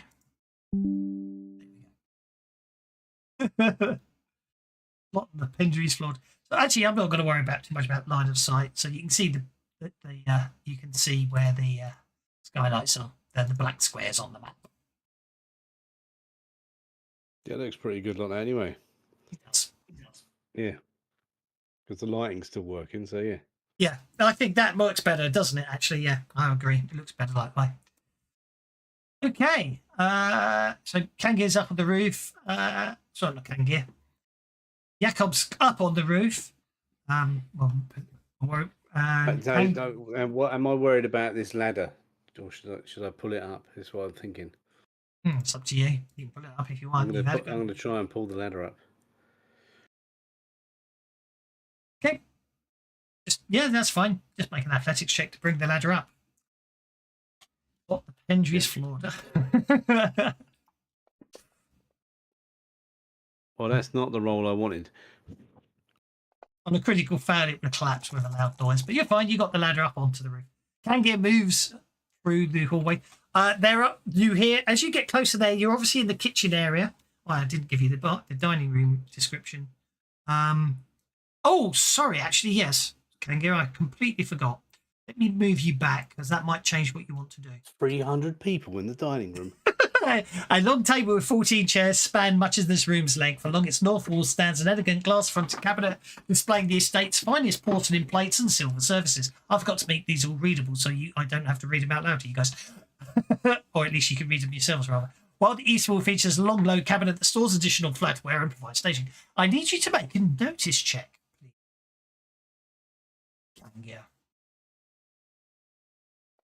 I'm ignoring all the modifiers. I reread about D20s and 25s and all that, so I'm ignoring those. Okay, so with a successful notice check, you notice recent signs of a struggle that haven't been completely concealed. First, shallow cuts gouge several locations on the dining table. Second, there's a faint red speckled stain on part of the ceiling.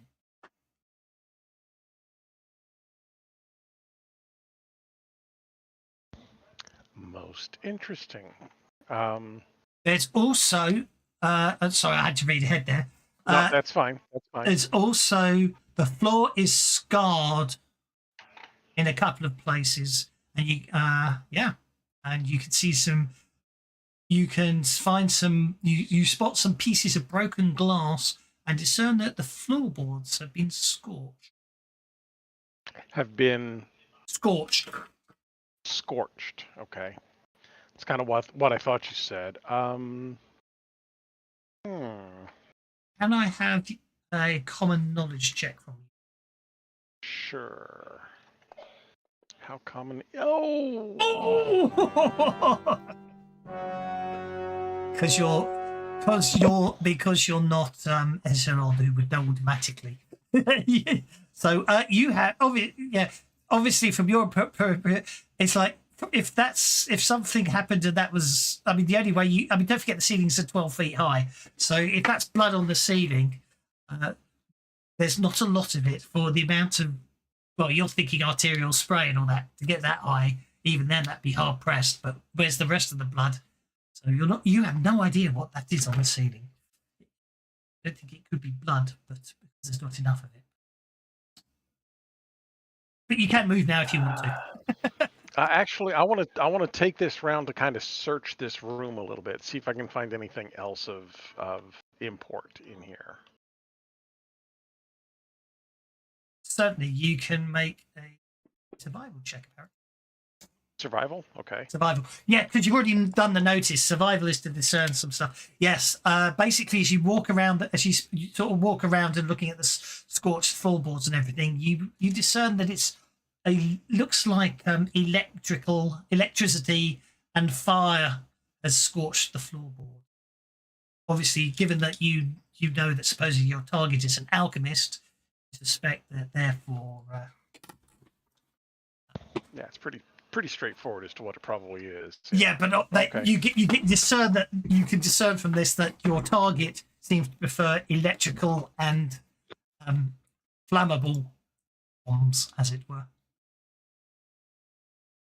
Okay, and then I'll move over like I'm getting ready to move to the kitchen. and that'll be my turn. Okay, this guard's coming over to here going, you know the rules. You know the rules. If you need to relieve yourself, you're to use the staff buckets in the gazebo. Says the guard to you.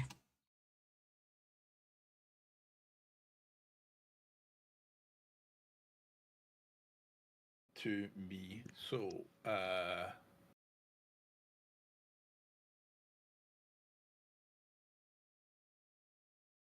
that's the guard to me.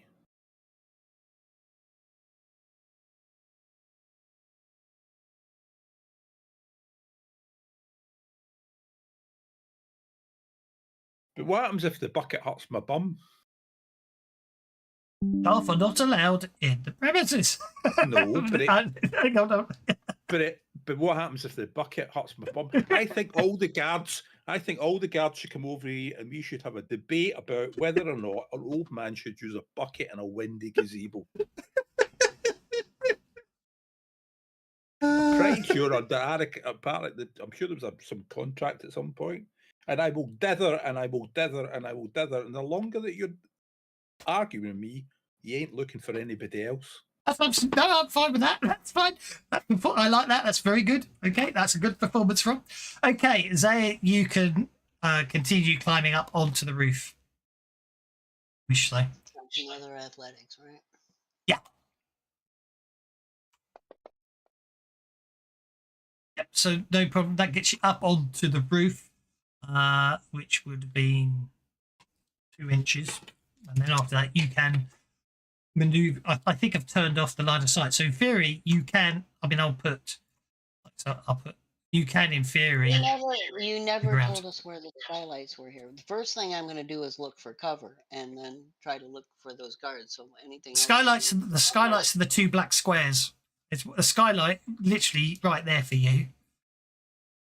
Okay. Well, I'm going to drop to the ground and crawl to the skylight to look down through. And also keep an eye out for the location. There's got to be guards up here. That's what I'm looking for mainly. Okay. Okay, so you move. Yep, so you move over to skylight, no problem at all. Ooh. That was because I held down. I was just testing something there. Okay, next round. Only because of your powers, it's easier that way. I know it slows things down, but we'll speed up as we go. Ooh, Kanga gets you. Kanga gets the Joker, so everyone gets some bennies.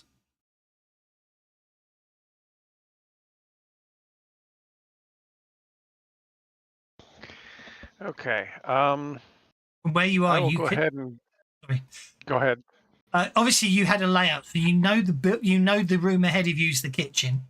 Because obviously, you got the map of the layout. As you approach, you do hear that it is quite busy in there. It sounds like they're obviously preparing stuff. They're preparing obviously food and stuff for outside. So you can, even from here, you can hear noise in there. There's probably 2 or 3 servants in there. Okay, then I won't. It's the go kitchen in where there. the kitchen is where the hatch was to the roof. Actually, it's the other hatch. That's the hatch. Okay. Okay. I knew I'd find it somewhere, but I couldn't remember. Kangir will come over here into the great room. Okay. With a high ceiling, never couches, broad windows, and a large but unlit fireplace, which makes me smile, seeing as they've actually drawn the glow of a fireplace. The spacious hall is designed to be comfortable and spacious. Probably just to tell us it's a fireplace. Well, it's the candles above the fireplace. Oh, I hadn't noticed that. So it is. I hadn't noticed that. Oh well, if I'd known that, I'd put some candles on them. But anyway, so the first thing you notice is you're standing next. As you walk into the room, you're standing next to. Actually, I think they actually gave me a picture of this. Images. Oh, maybe not.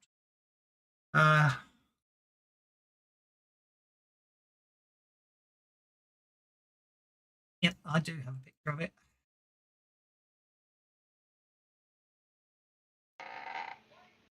So you're standing next to a stuffed Arctic owlbear. It's like the one I've just shared with you. Oh, well, he's purty. Somehow managed to add one to the... Oh, crap. And Oh, He's that a- was fun, too. Wow. oh, why has it done that? Why have I done that? Because I hadn't locked the map. I've somehow managed to add an owlbear I see that, to the yeah. map, and I can't work out to get out there. It's in the kitchen, too. I'm glad I didn't go in the kitchen. How's that? So there. That didn't work either. Oh dear. How did I manage that? I We must saw have... him. It was pretty, yeah. But then you There you got go. stuck to the map. Yeah. No, it's not that. I was just trying to work out how I managed to add one on but the right size and then managed to not. So there you are, putting stuff. Yeah. So yeah, he's basically he's artfully posed on his hind feet and preserved with taxidermy as a fierce trophy. An array of weapons is artfully mounted above the fireplace. An array of weapons, huh? Okay. Mm. I will go ahead and move over to the sofas Yes. and see if I can see anything untoward here at the sofas. A notice check.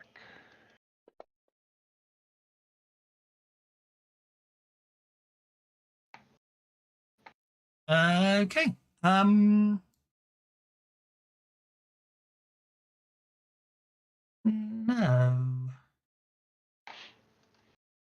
However,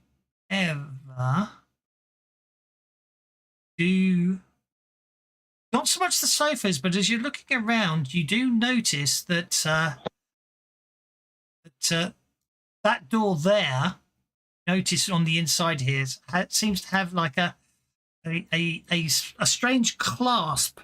The door opens inwards. That would be dislodged, like moved, as it were, if the door was opened, which you determine is obviously some sort of activator for a trap in this room.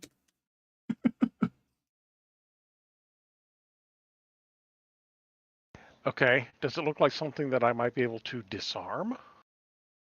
Basically, yeah. Basically, obviously, when that door, if that locked door that you happen to know is locked is opened, it appears to be a trigger for a trap. So yes, you could disarm it if you wanted to. Okay, yeah. Thievery check at -2. -2, okay. I'll tell you what it is because you discerned it's very well made. Yep, no problem at all. You disarm the trap. As I say, it appears to be an actuator. Is it mechanical? No. So although you're able to disarm that, so it doesn't trigger the trap, but it literally appears to be it literally is a piece of metal that obviously is obviously hinged in such a way that you notice that when it moves, it would have depressed upon you carefully remove it, but it would have tilted back and sort of depressed upon another metal plate that you're skilled enough in traps to notice a magical trap when you see one. So you don't know what it would have triggered, but you've disarmed the trigger, if that makes sense. You haven't disarmed the trap as in the terms of what would have what would have been triggered by What it. would But have you've activated, but yeah. Yeah, you've disarmed the trigger on that door, so that door is no longer trapped. Okay. And being metal on metal, I'm going to presume it's some sort of lightning-based thing, since she is kind of a shocking person.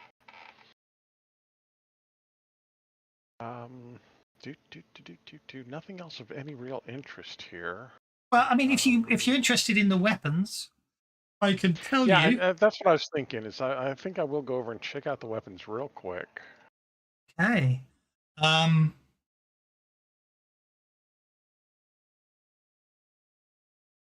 There are two spears of Ulfan design. They show auntie-made great axe, but it's the last item that catches your eye. It's a sawtooth saber. A very good quality sawtooth saber.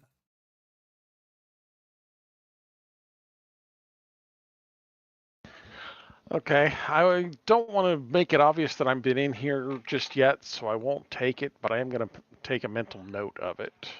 It is That also obviously of a something- very. But what does it say about sawtooth? Yeah, they are the signature weapon of the Red Mantis. And remember why we're after her. She committed a Pretending murder. to be Red Mantis. Yeah, I know. Mhm. I want to take a do a notice and see if there's blood on that. That might have been the weapon. That was probably the weapon she used.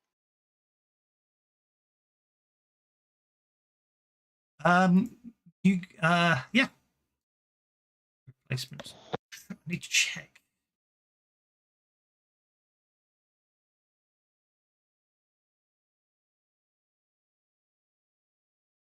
No, you're here for personal vendetta, aren't you? That's fine. Yeah, I plan on picking it up to give to him once I'm done here. But yeah, there are other things a bit more pressing. No, that's absolutely fine. It was just there's certain characters get to do certain roles in certain places and other characters don't, so I just have to check.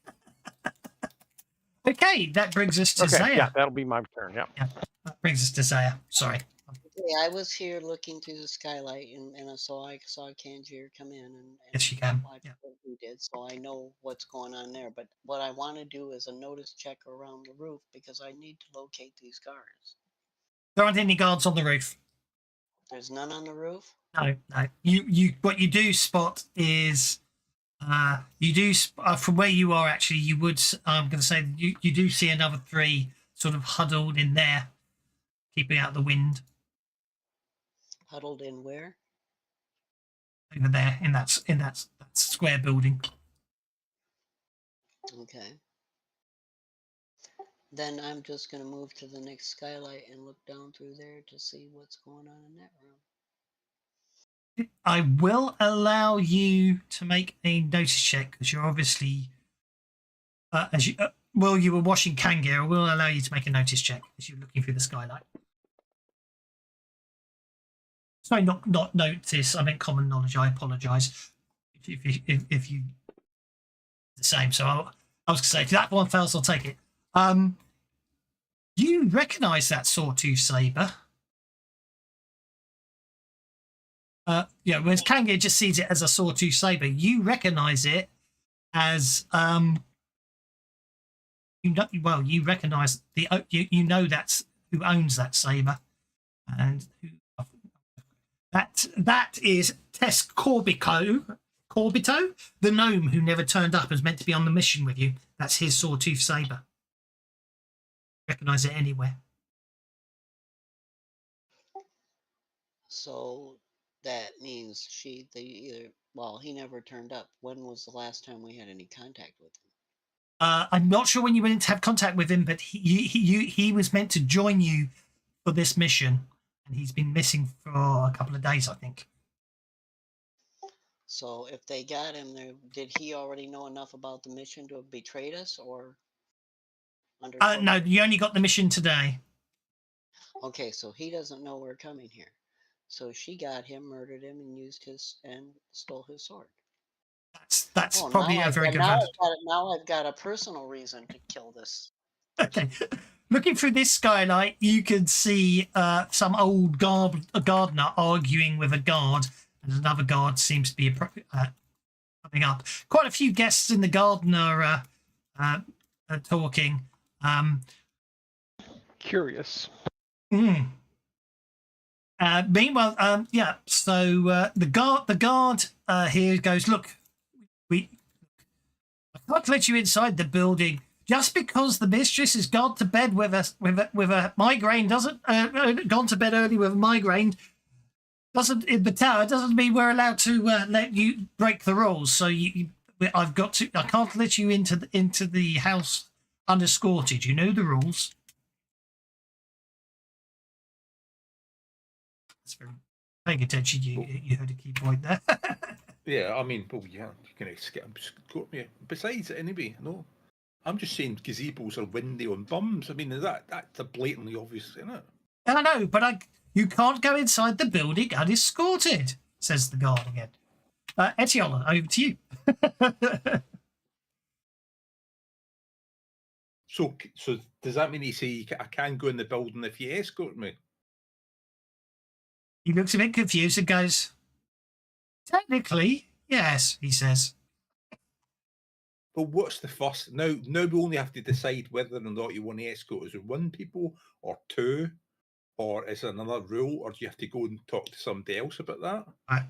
The guard takes your arm as if you're a doddering old individual, takes you inside, takes you through the foyer, which has actually, yes,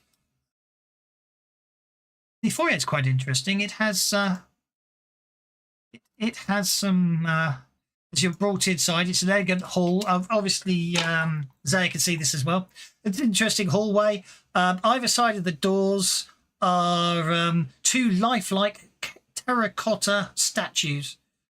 I'll share that with you as well, just because it's a nice piece of art, so you can see what they look like. There you go. And I've done it again, haven't I? Why didn't that work? How are you doing there? Well, it's very interesting, right? So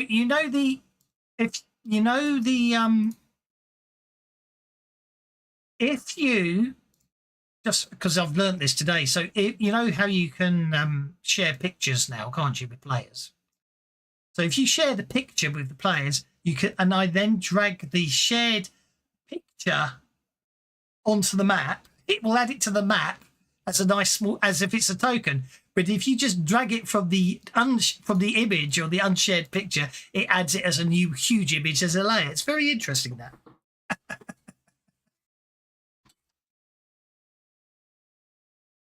I have a feeling that might be a bug.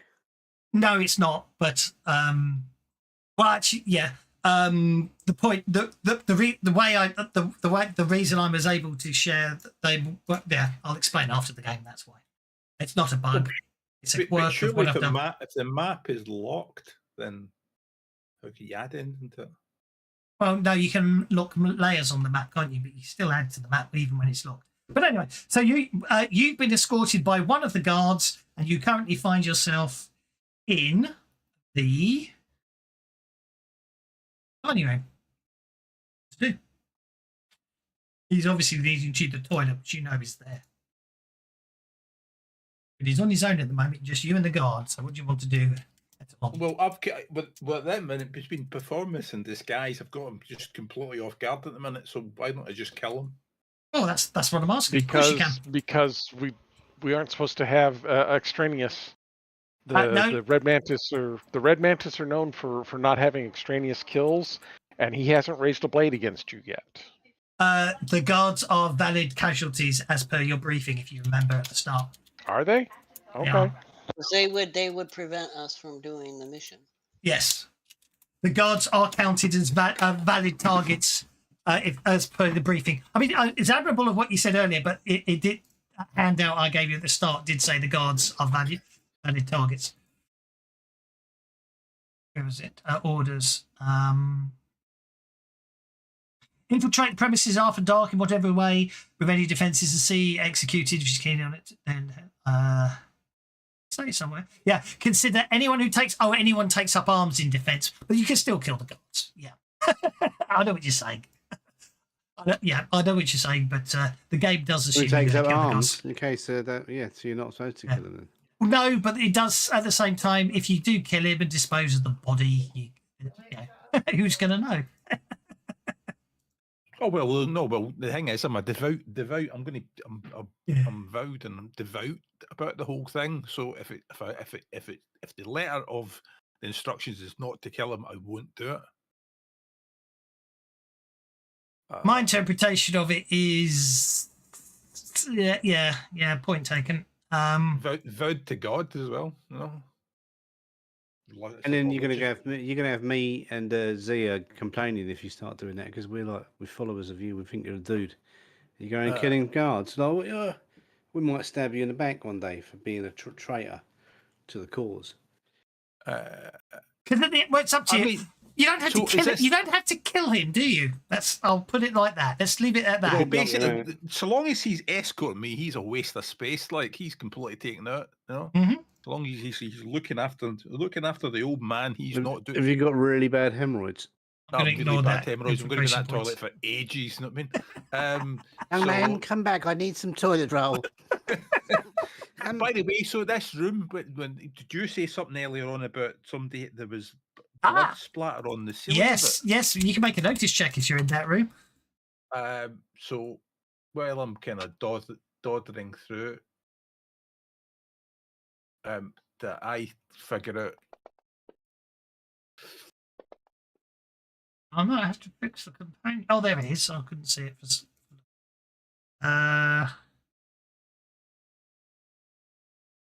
Yes. Right. Okay. Yes. You notice. You're in the dining room, so you notice. I'll have a look around the room because I'm having an argument about whether or not the soft toilet paper is going to be available or not. Okay. Obviously, you notice the shallow cuts gouge several locations on the dining table. There's a faint red speckled stain on the ceiling. You recognise that as the ability to shroud yourself in a veil of red mist, apparently. Oh no! Oh, is that Crimson Shroud? Is that number 3? Sorry, I'm just checking here. Oh no, they just get mystic powers. Obviously, basically, yeah, it's the obviously you could. It's obviously a stain left. If you stain on this event, that's it. Okay. The Crimson Shroud is a prestige edge. You guys aren't high enough to get it yet. Red Mantis assassins are able to generate a mysterious red shroud around their bodies. This effect allows them to survive longer in combat while ensuring that if slain, they cannot be identified or used to betray the secrets of their organisation. So basically, you determine that a Red Mantis assassin was killed in this room. My little gnome friend. Yeah, he probably that's why he never turned up in the meeting. So He jumped the gun. Maybe. So anyway, yeah. So if I'm not going to kill this guy, I'm just going to continue to procrastinate and waste as much time as possible. Because the longer you're dealing with me, you ain't paying attention to anybody else. You ain't, you're not doing your job. Yeah, I'm just going to find out because I can't remember what happened. It's all about.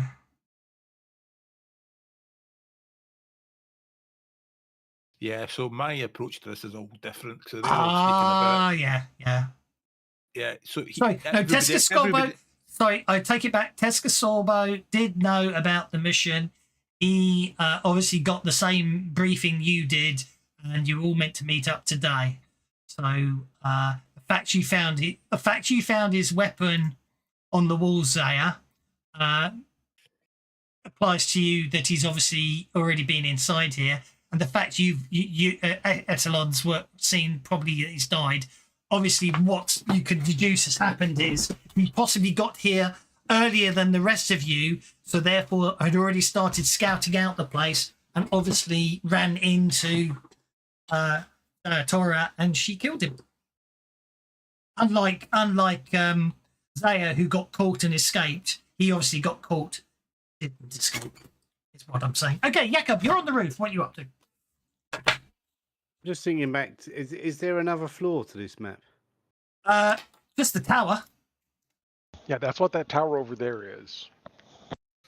Yeah, she is in the tower because that's what that whole argument outside was about, whether or not I can go in the house, and she's saying she's got a headache and she's gone upstairs to rest. And we're having a back and forth argument about. I want to get into the house and then walk up the stairs. Well, the only way into the house from the roof is through that skylight, or through the hatch in the kitchen. What about the 2 windows over here? No, because he's on the roof. No, he's on the roof. He can climb up. He can climb up the tower and try and get. He can climb up the tower and then basically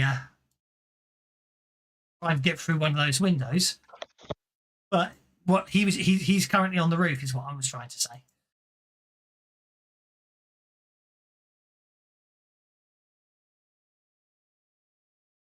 the windows are quite the windows apparently are interesting. 2 narrow windows.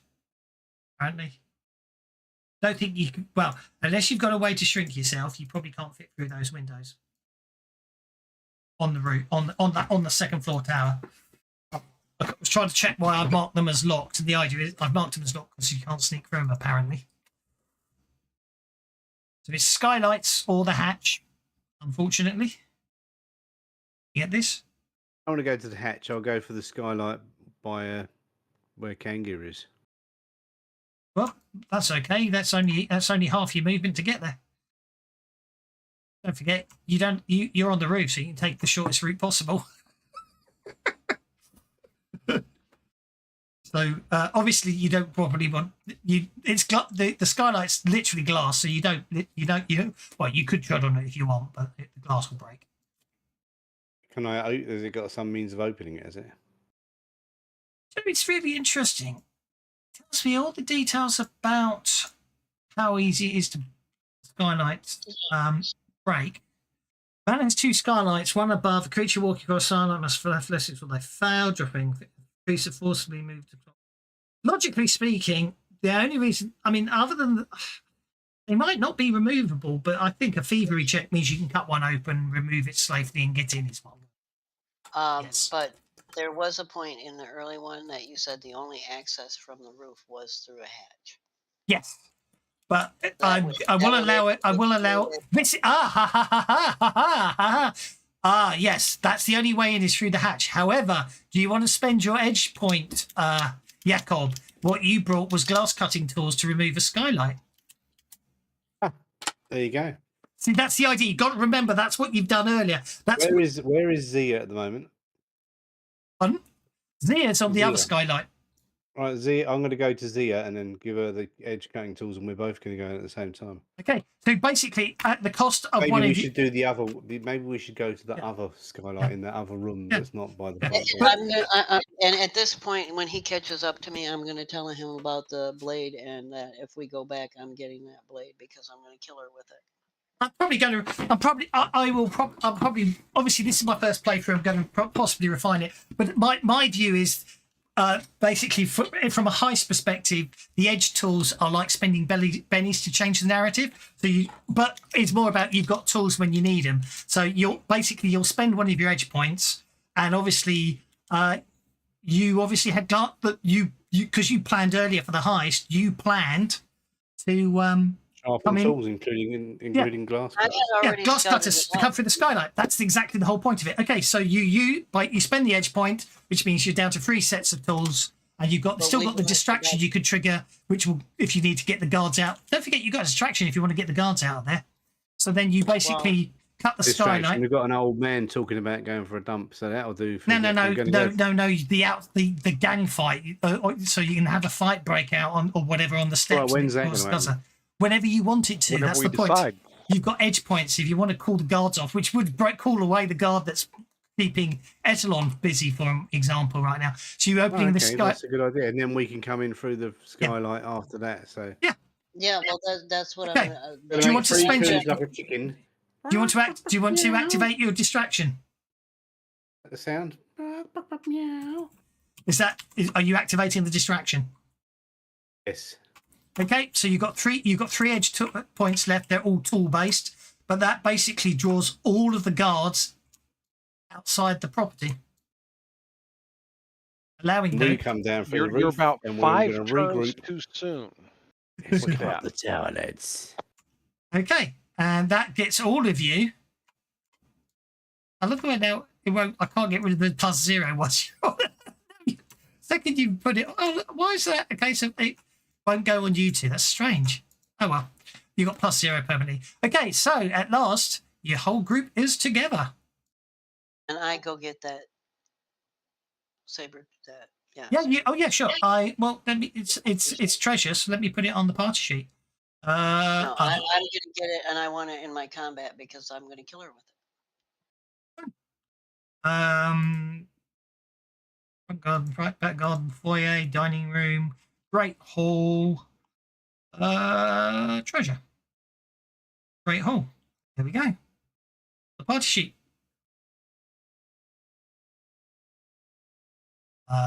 It's a magical sword. At the moment, you've got it as a magical sword-tooth saber. If anyone wants to use their occult roll, they can identify it. I will. Just let me get it first. Yeah, I thought you might be interested in having that one back.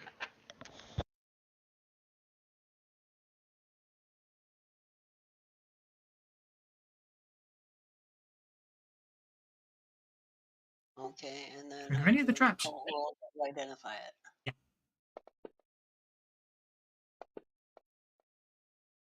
Didn't have to identify it. I knew it. Obviously, you did. I knew she killed my little gnome friend. I'm going to use his sword to kill her. It's an accurate sawtooth saber. So basically, what you really want to do is, you basically want to use the accurate and the keen one. Cheap viewers on. Hello, cheap viewers. How are you today? Right. Okay. Right. You're all gathered together.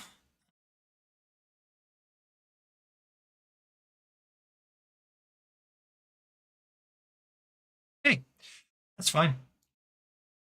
Trigger any of my lovely traps because of the way they've designed this dungeon, this room. But that's fine. Okay.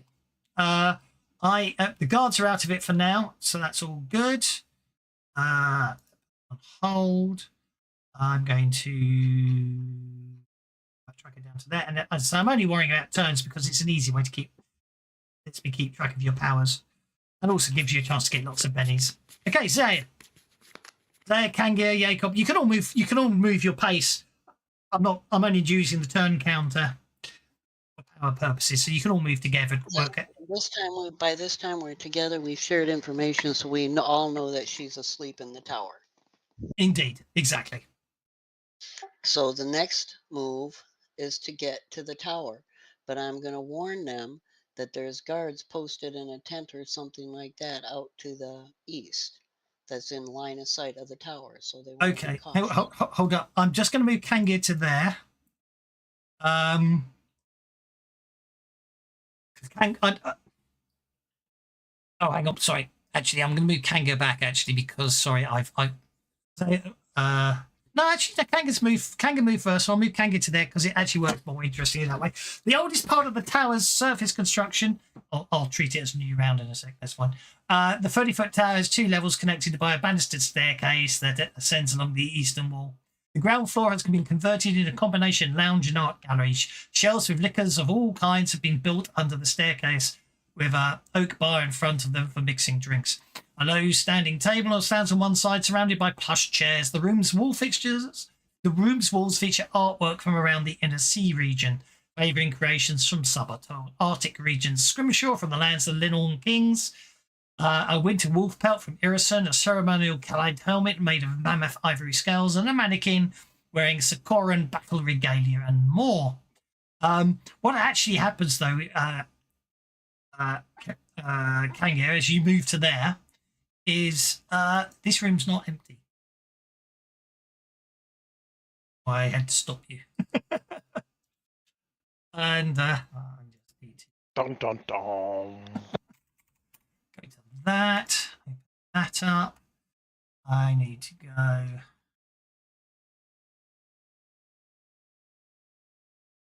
That.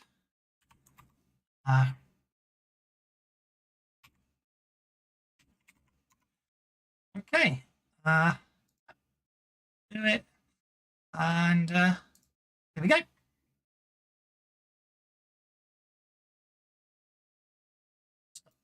In case you need to know.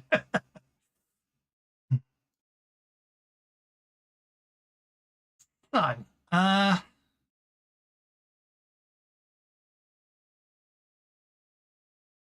okay, yeah. As you basically step down there, as you walk into there, you see this room is occupied. What do you want? You could do something verbal if you want as a free action before I activate the turn counter. I'm going You're to losing glance another over round my. for us, aren't you? I'm going to glance over my shoulder to the left and say, "Door," and then kind of point. They're not going to see my hand point, but I'm going to point at her and say, "You are dead." Okay. Right. round will begin with Jakob getting a joker. So you all hear Angus say, "Door, you're dead."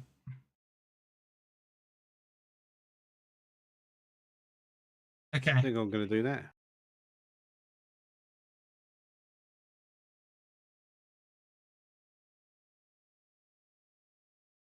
Okay. Now, this is where it gets really interesting. Obviously, you come charging in, Jakob, and as you come through the door and go running towards your objective, she lets out. She takes one look at you, and you get the distinct impression it's your clothing she's looking at. She lets out the most inhuman hiss you've ever heard. As in, whatever this is, it isn't human, and therefore it isn't your target. It just looks like your target. What do you want to do? It also, obviously, it was obviously about to do. Obviously, with Kangir there, it was obviously looking. It was obviously. Well, you're gonna smack it. This is like this guy is like a version of your new character, but not quite as fast. You mean you don't have a pace of 180? Yeah, I haven't got a pace of 180. Yeah. Okay.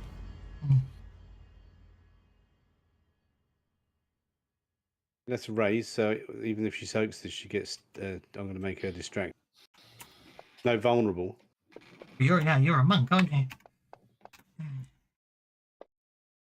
That's quite a good punch. Ouch.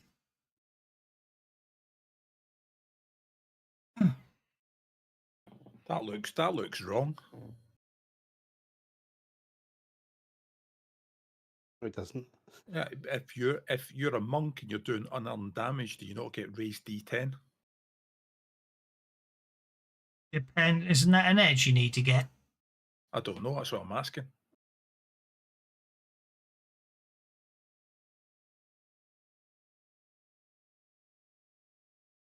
Yeah, monks can do a different raise instead of I think isn't that quivering? I think that might be quivering palm, which is an edge well above your pay grade.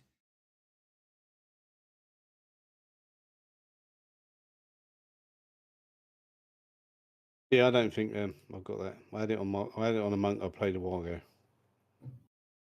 Last edge is monk. Where's monk? Stunning fist. Natural weapons. I think it's a separate edge. You get stunning fist as a monk, which as you know makes you distracted and vulnerable on a raise. Yeah, the D10 is a separate edge. Say that for sure. Okay, anyway, where was I? I'm going to try and soak the damage. So I'm going to look at what I've done wrong here because those stats are low. All right. So that is actually toughness. Nope. Stunning fist is an innate. They all start. Yes, stunning fist doesn't do D10 damage. Aye, right. Okay, aye. So you just distracted. That's okay. Right. Do you have any armor piercing? Yeah, I've got 2. You've got armor piercing 2. Okay. It's still 4 wounds then. Sorry, I was just because I forgot to turn on armor. Okay, well, there we are. It's basically as you hit it, it yelps in pain and changes its appearance. Got that now.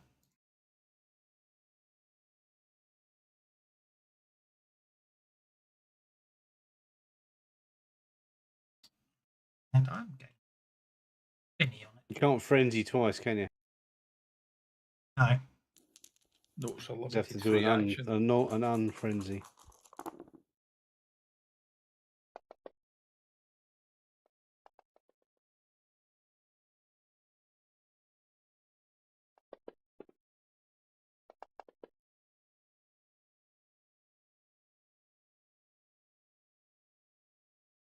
Okay, you know what happened there, don't you? Have you untarget? Well, no, changing the icon, it would appear. Changing the target, it would appear. Sorry, changing the icon apparently untargets him. That's helpful, isn't it?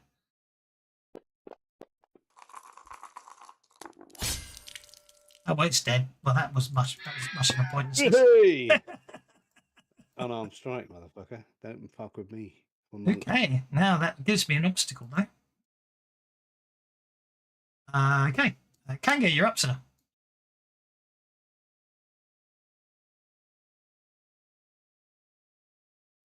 We'll come over here and start up the stairs. Well, you do technically have an obstacle to deal with now. I do? Yeah, gotta hide the body. Well, not yet. Guards are all busy elsewhere. I take it. Yeah, this part of the Alpha Ruby. I'm not going to worry about that silly computations. Kangol goes to there. Okay, there you're up. Yeah, I'm going to do a new version of this. Turn off half the rules because they don't work in Savage Worlds. They work probably fine in Pathfinder, but they don't work with bennies and edges. So I'm not going to worry. I can move to the door and into the room. Yep, of course you can. Yep. Back to the wall while I observe what's going on. Yep. No problem at all. Kanger actually would like to make a common knowledge check. Was that an ice devil? Ooh, I might actually know.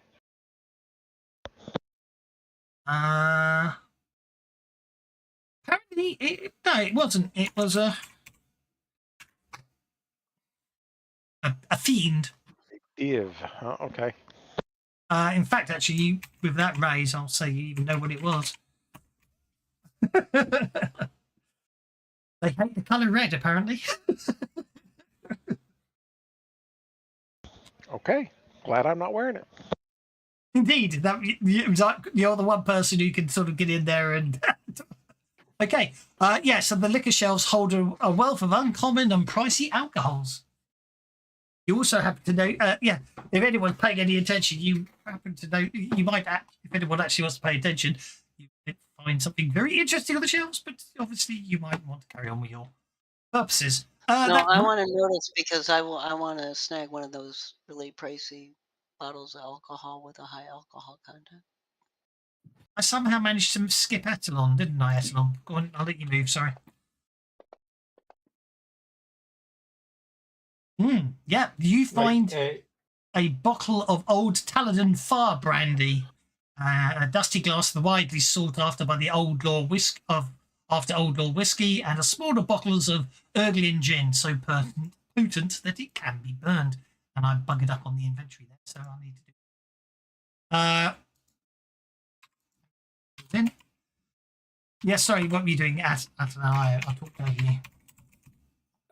Well, I'm assuming that this tower's going to go up to one room, and there's going to be 3 people that's going to go up there. Okay. And do the deed. So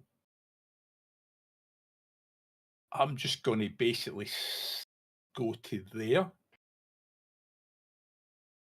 and start loitering just to make sure that this archway into the tower is guarded, because right. they go up to the tower, they go up and do the deed upstairs, and then they have to come back down, and that's the hole they need to get through.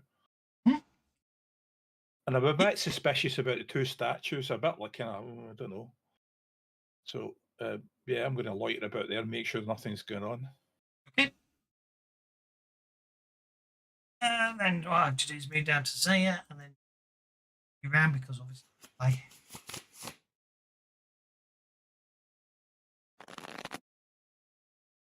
you're up first. Let's land on hold. I'm getting these, I'm snagging these, but they're putting me in a load limit thing now. They heavy, are they? Try putting it in your back. Try putting it in your back. They shouldn't be. The Taladin File brand, he's got a weight of 0. Only a buckle. It just jacked. Maybe it was the weapon that jacked me. And it would have been the weapon. Yeah, you could always drop your other one or not. Well, actually, all you need, you could always drop the other one. use too. Don't forget anything in the back half. So wait. Actually, I don't know why. For some reason, you suddenly seem to have 2 keen swords. So now you're back to 1, and you're okay weight-wise. Keep all 3. Nice. Okay, so you grab the bottles, and you can move if you want to. Then I'll move to the base of the stairs. I'm going to move Kangan to the base of the stairs. And I'm going to observe that body. And You're I'm over going to there. ask Jakob, are you staying here with the body?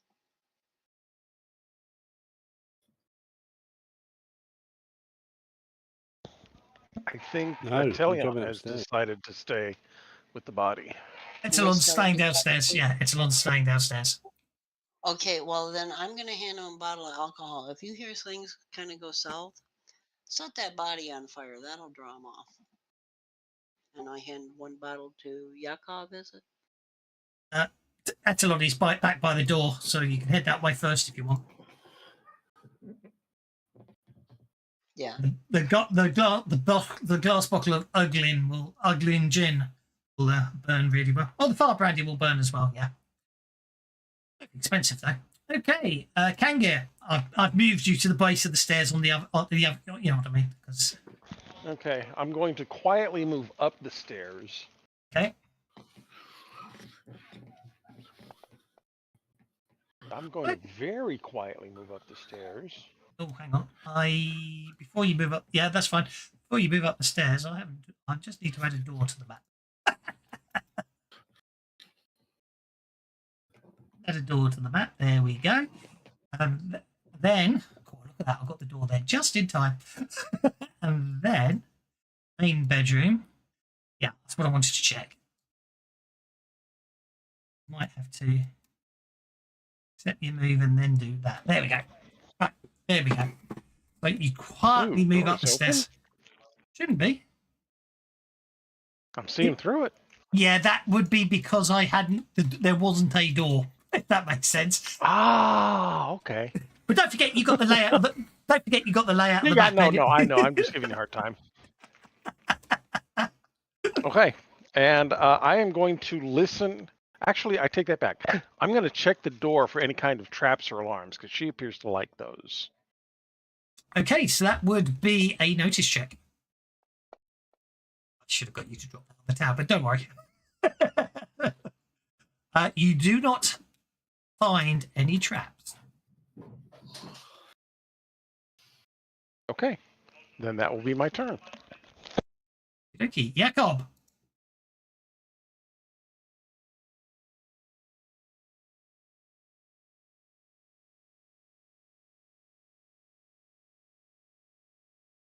Going 10 inches. upstairs. 10 inches gets you to just behind Kangir.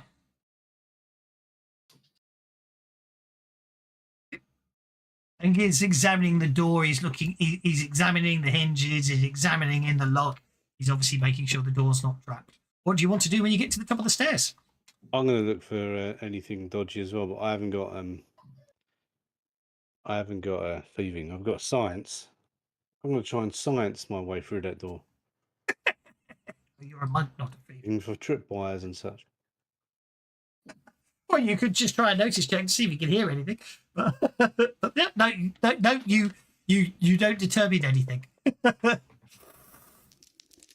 not entirely sure how the science will help you there, but yeah, you don't find it. You don't see anything of a concern with that. Right, and then obviously only for power usage purposes, just give you lots of chances of getting bennies. God, took that long for the shambler to unshake. You really shook that shambler. He's only just unshaken. Do you want to go? Well, you want to go and hold Jakob? No, I've moved now. I can't go on hold, can I? New round. Oh, is it a new round? Yeah, no, don't, because you've got some of you got powers going. I'm rotating it just to diminish your powers. But we can just spend points on that, can't we? Yeah, but that's to keep track of when you need to spend it, is what I'm saying. Actually, Zaya's boost thingy vanished long ago, so that's okay. We obviously missed it. Kangir, okay, you don't find it. You don't uncover any traps on the door.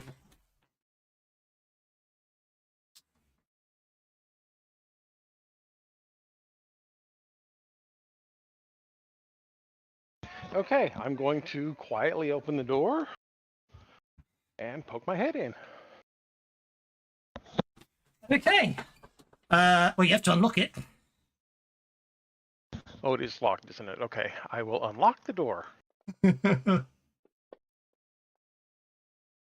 and quietly open it and poke my head in. Okay. Okay. Mate, this is the bedroom. Has two narrow windows that look out onto the manor's roof. A soft bed, nightstands, wardrobe, a washstand, and a low bookshelf. Arrayed above the bed in a semicircular sunburst, comprised of 10 crossbow bolts. Sorry, so arrayed above the bed is a sunburst made up of crossbow bolts. Other than that, the room appears empty. Oh, it should be noted there is another terracotta statue in this room.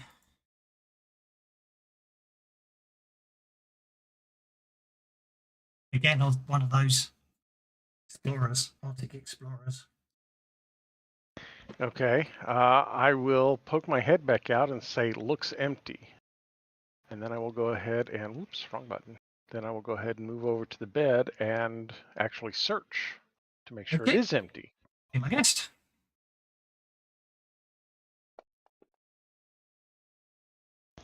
Had to happen eventually.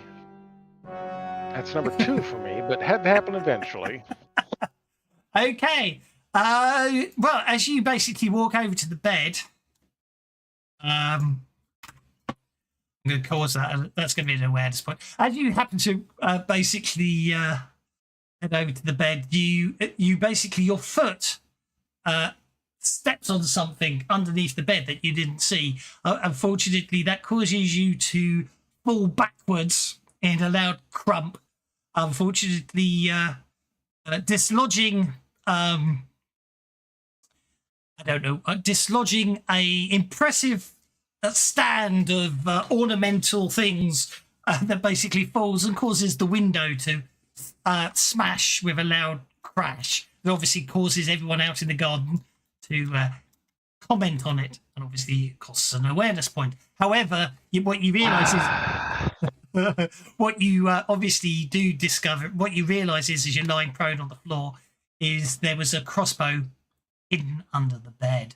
So the crossbow bolts, which obviously as you're lying here as well, you notice 5 of them seem to be made of iron, and 5 of them, well, tipped with iron, and 5 of them seem to be tipped in silver. And then you've got the crossbow lying under the bed. Who wants to nab them? They're on the party sheet. Oh, that's an action, obviously. That gets us to Zia. You hear a loud bang coming from upstairs, Zia. And I go, oh hell. So I hold my position in case that draws in guards and we can prevent them from getting up them stairs. Okie. It all seems quiet. Move on to, okay. Exelon, Jakob, do you want to do anything? Want to come off hold and react in any way? And go ahead. The thing is, Dave, I've heard a knock upside, and I'll have to make a note that somebody requires remedial training next thing. But where I am at the minute, if the guards come back, I'm still pretty much disguised. Yeah, no, that's fine. I know you are. I know you are. I'm going to You're go and fine. have a look in the room, see if I spot anything that he missed. If anything. Yeah. I'm going to see if I can not do a critical failure on my notice roll. Okay. Go for it.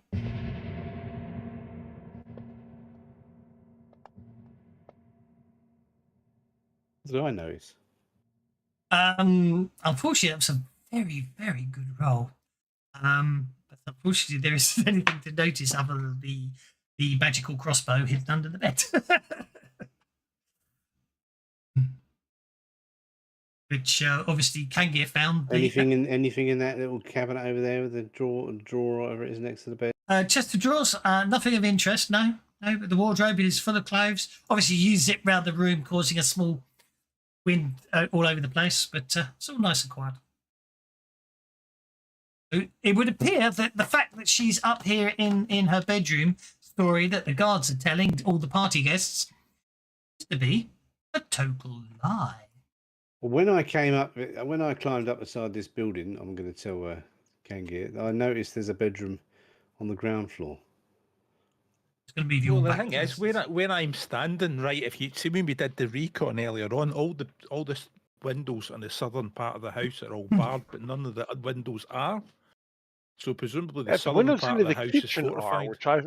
the windows into the kitchen are barred, which I find to be a little weird too. But yeah, so there's a bedroom and a bathroom that's got barred windows, and then right there, but it's on the map.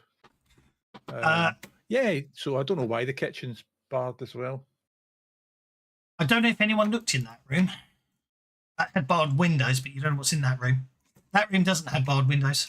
That one does, and that one does. That's where That was the then. bathroom. That's the kitchen. I don't think anyone's bedroom. I don't think anyone's looked in that third room yet. Okay. I've moved you all back together because obviously heading downstairs and all that doesn't take any time. I am going to take Etienne off hold. We get rid of the guards because we don't need them anymore. You're inside the house. You're not to come in unless you hit a certain number of awareness points, which you've managed to avoid so far. So, let's just move that to Zaya. Do a new round. See if you get some Joker bonuses. Go about listen at the doors or look through keyholes or whatever. See if you can see anybody before you open the door, and then we'll just explore it room by room. We'll just sweep room by room going south.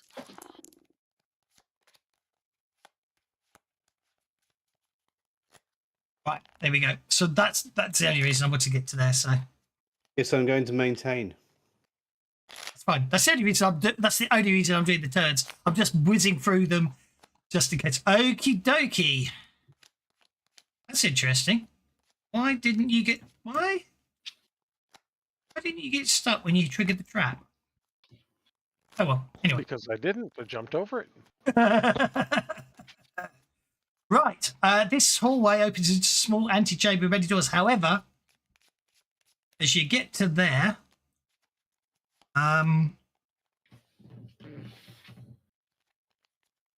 as you get to there, basically you feel one of the part of the floor depresses as you tread on it. Okay, so actually, put that there. Add that to the tracker.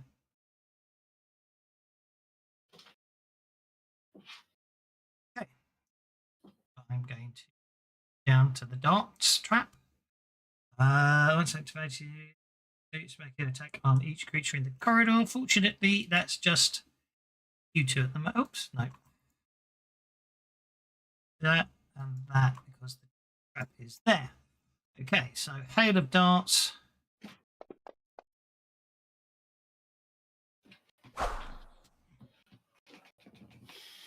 You know what? I'm going to spend a penny on that.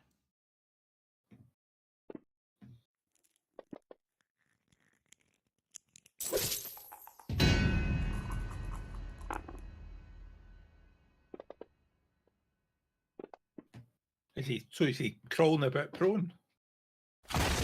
No. Okay, so Etienne, Angie. Okay, Etienne is shaken, and Angie, there we go, is unharmed. Okay.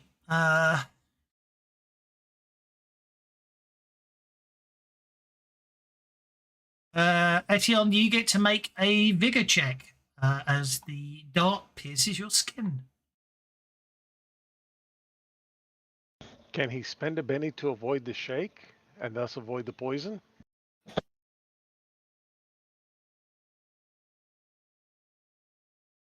If an adventure is poisoned and was making an idiot, yeah, it's an interesting one.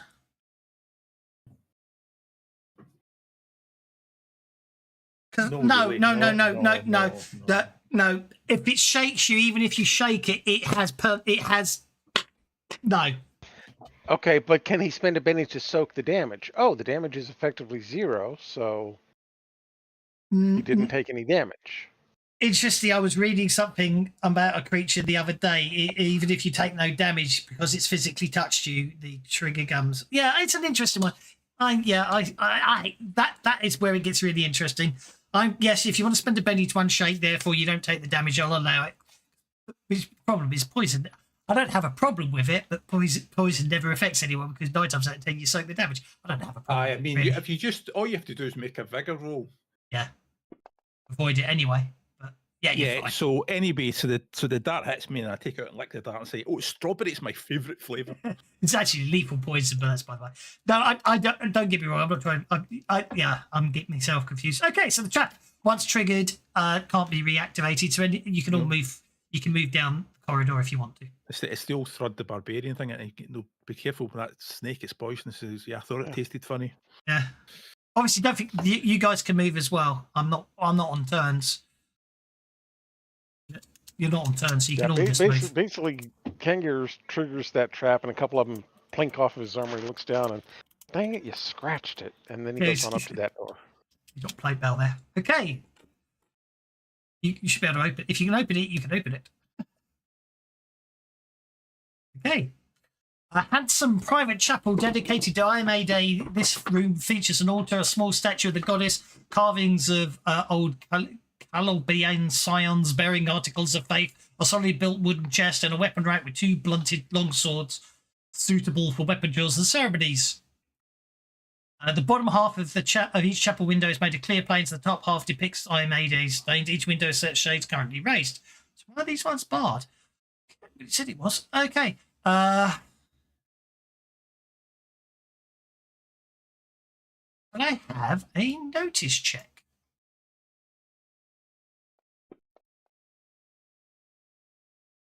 Are you happy with a 5?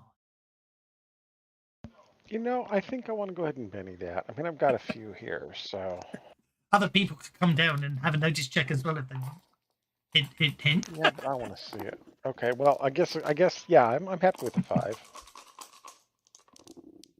Well, I would have been following him pretty close, so I'll give you one too. Okay, go for it.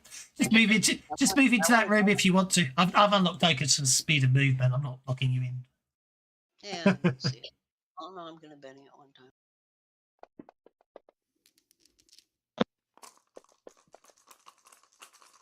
Yeah, this is great. Does anyone want to assist Kanga or Zia's notice check? Hint, hint.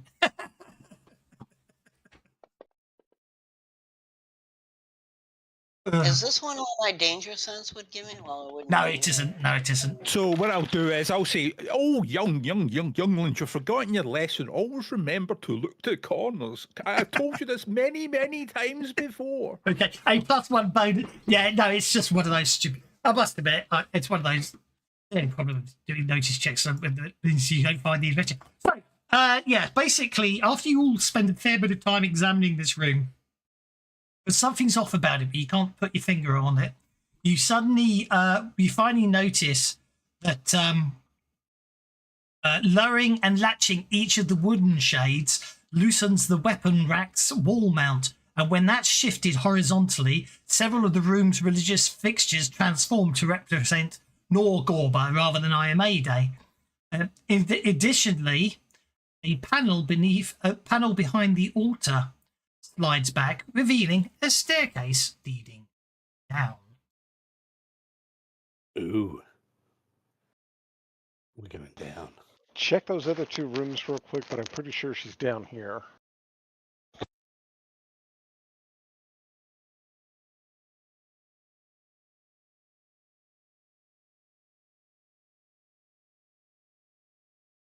The other 2 rooms are pretty much like they show on the map. You know what I mean? They're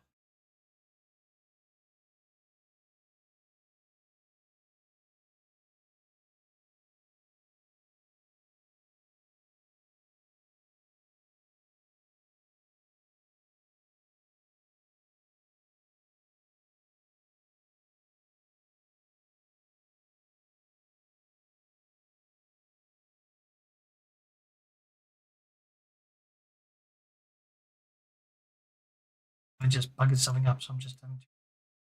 Yeah, because I don't see none of us. I know. There we go.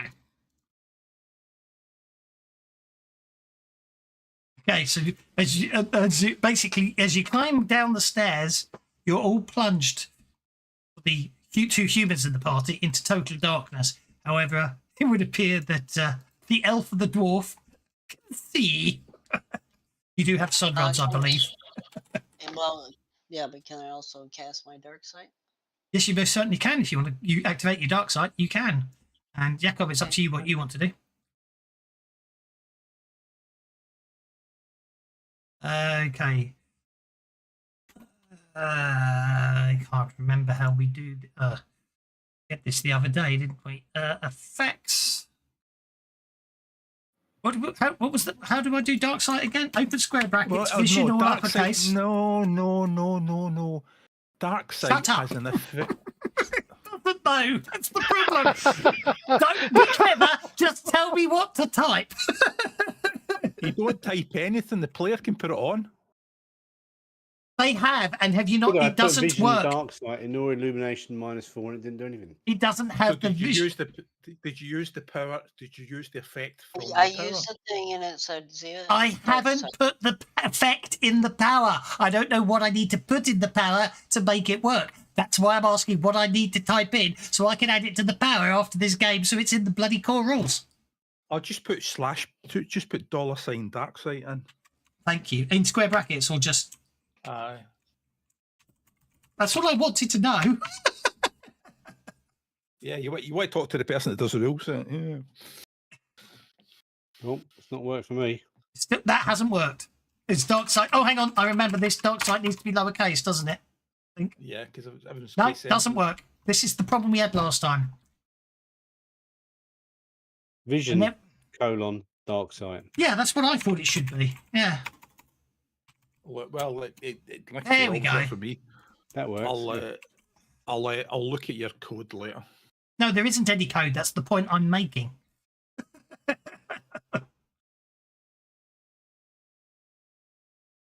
That's why I was trying to interrupt you. It's like, yes, I know what you're saying, but it's pointless because there isn't any code. Dark sight. And I'll just do that. I should do that, and then I'll delete it.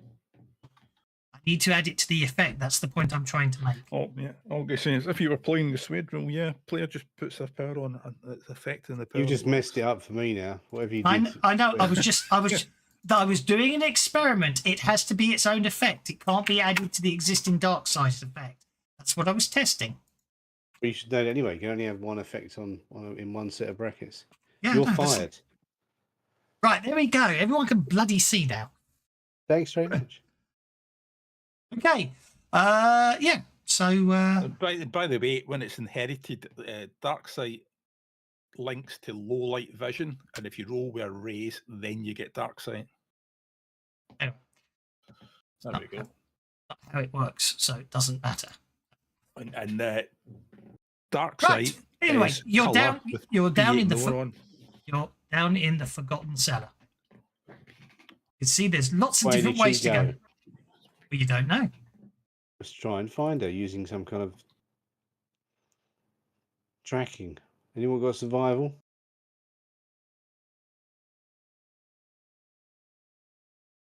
Got I'm- stealth, but you can't really counter effect stealth into survival. Right, that should have is that not expiring? Oh, maybe I actually do have to do the round counter just to make your power expire. That's quite sensible.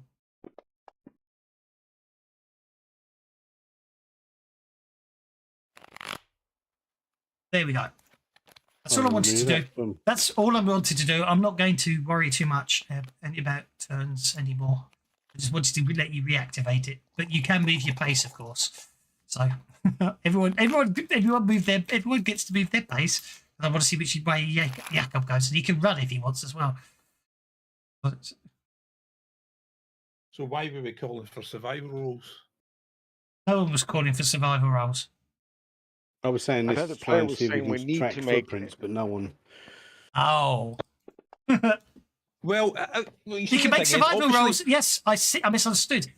Right. So yeah, so obviously, I'll remind you about the book we read last semester on this. You know, survival. This is the Gets us first everything. time I've been involved with you guys. So you need to quit with this whole "like I've told you before" crap because He's talking to this the is other like two, my body. first meeting. It's going to move you that way. Okay. Yeah, but I'm a surly dwarf. I don't care. Oh! Etienne can see from there because of the light. So pace does matter. So Etienne, as you move to there, you could see there is light in the distance from where you are. From this, so I'm going to do some cleverness here. I'm going to do is I'm going to give you the ace of spades to move you up this tracker, so you can see light. It looks like an alchemist's lab from here. So what do you do, Etienne? I'm going to silently gesture for the others to follow me. Well, they're all spread out, and the only one who can see you is Zaya, and she's got her back to you. So I'd like to know, you silently gesture for them to follow you, but none of them see it, and then you can move. Go for it. Pups. So let's go. Yeah, I'll go through here checking for traps. There we go. That's a bit watery, isn't it? Does appear to be water. I've taught her up to the edge of the water. Okay. It's a bit wet. It's going to be splashy, isn't it? Okay. I'm just going to go up there and make sure there's nothing in the water. What's your pace? Doubled is 12, isn't it?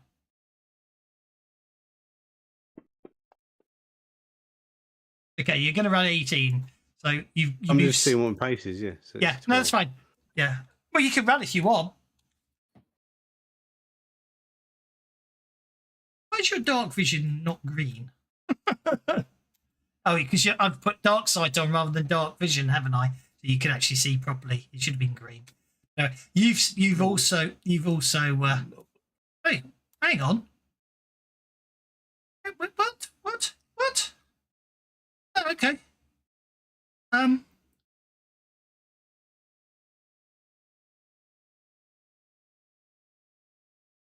Probably. Well, it's up to you. You can run to there if you want.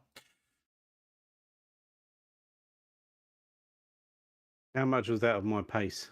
You still have 4 inches. Still got 4 inches left. But I don't know what that looks like.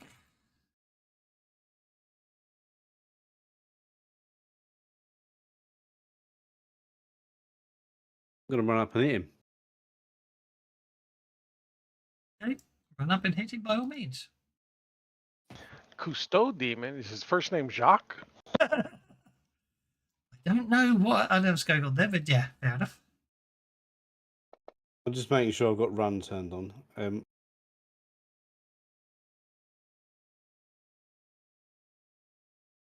So are these innate powers just I can do it for free? The mystic powers, aren't they? Yeah, so I can just do them as a That's a limited free action, which means you can only do one. It's a limited free action, so you can only activate one power per turn as a free action. And I'm going to give myself smite. Go on then. There's nothing stopping you giving yourself more than one power. It's just only one of them is a free action. The others will have to be actions.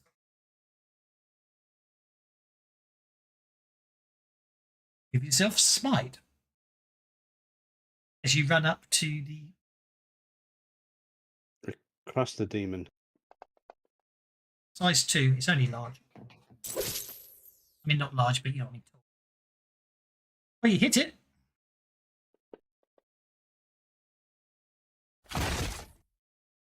Shake it.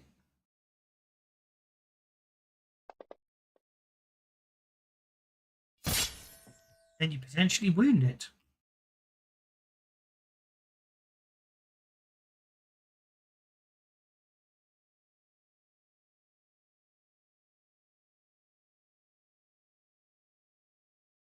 Any on that?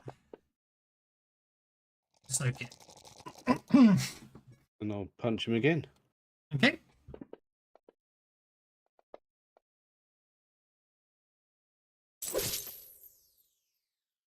I'm going to try and get a raise.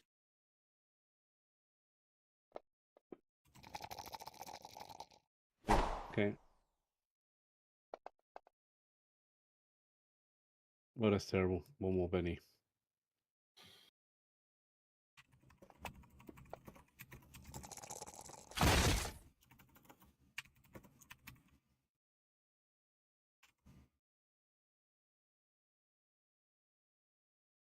Then I'll call out and go, they're in here. Is he shaking? He is shaken, and then you call out, they're in here. Okay. It's my turn to the crust demon. It unshakes. Doesn't have any edges. Okie dokie. However, a limited free. Oh, actually. Yeah, as a limited free action, stuns you. Take a bigger check. Just minor stun. So. You're stunned. Oh, that's terrible. You're not stunned. Okay. And then he's going to try and miss. Excellent. I get counterattack. Oh, you got counteract attack. Go for it.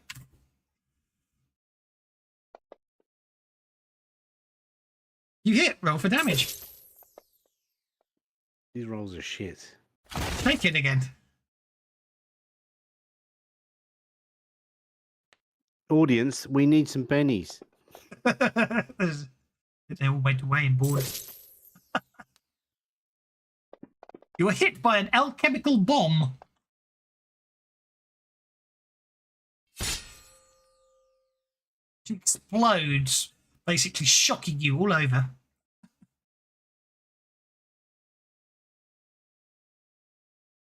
Do you want to soak it or take the wound? But you don't have any choice. Pennies, I could take it, but I haven't got any. So Oh, well, I shall apply the wound, and I shall give you some bennies. Deliberately in that order, because I'm evil. And the bennies flow says bewildered badger as well. So there we go. Thanks, bewildered badger. Tangier, you're up, sir.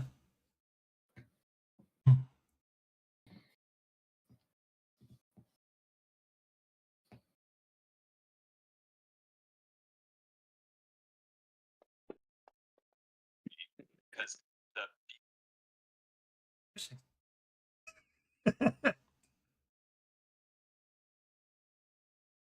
Want to spend a penny to re-roll your run die with your 8 bennies?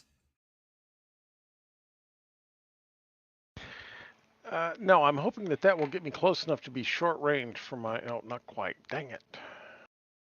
Oh. You know what? It's a returning. I'm going to throw my trident at the. Yes, yes, very nicely a returning trident, isn't it? Go for it. Yeah, that'll miss. It misses, but it reappears in your hand.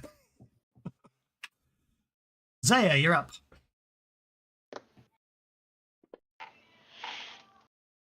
Oh, look at that nice speedy run there.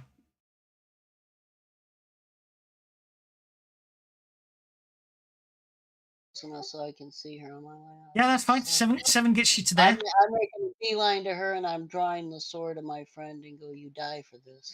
That's absolutely fine. Good stuff. And You need to get rid of the shambler, and then I won't have this pausing all the time. Etilon, you're up next. Etilon, I should have said. Etilon, you're up next. What's your plan? You can see Can I get through the water? Yeah, you can. It just counts as difficult terrain. Can't scrub that move then. I shall run then because it's going to take me too long. Mm-hmm. That'll get you. Yeah, I'll let you do 6 inches. 6 inches of movement. We'll do 6 inches of movement. Right. Which basically means if you actually do it around the corner, that gets you out the water to there. because you didn't. Yeah, you wouldn't have known that, but you would have done if you'd done what you could see. So Can I cast the medium burst template? Strong blind. you can try. You're a cleric after all. The run rule might say no. You've got 13 bennies, so I don't know what you're complaining about. You can spend them all here. I know we can't take them with us. That's what I mean. Yeah, exactly. You're not going to keep them for next week. I mean, it's not as if I'm going to. It's not as if I'm going to roll a critical, is it? Oh look, there's a. Is it too late to spend bennies to move up the tractor? No, do it by all means. I didn't give you the chance to. Yes, thank you. Right. You can now apply the blind. I've targeted them for you, so you can now apply the blind effect to them both. So it is.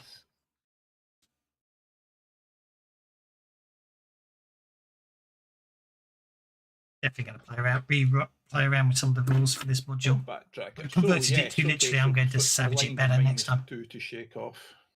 Need to be replayable, so make it replayable. Or is it trait And add minus 2 more 4? characters. You didn't get the raise. Aye, so it's trait -2. Yep. -2 to shake off. It's totally unrelated to anything we're doing, but the new Rifts box set that I did, yeah, Mm-hmm. $24.99 on Foundry. It's 50. Ow. It ain't gonna do half the shit that the one I did does. It's going to have half the functionality as well. Yeah, less than half. Yeah. Zia, you're up. I move up to her Okay. with a sword, with a blade in each hand. Mm-hmm. So doing the quick version of the fight to make sure the bad guy wasn't a wild card. Not her. The other one. She's got 7 bennies. That's ridiculous. Benny that? Mm-hmm.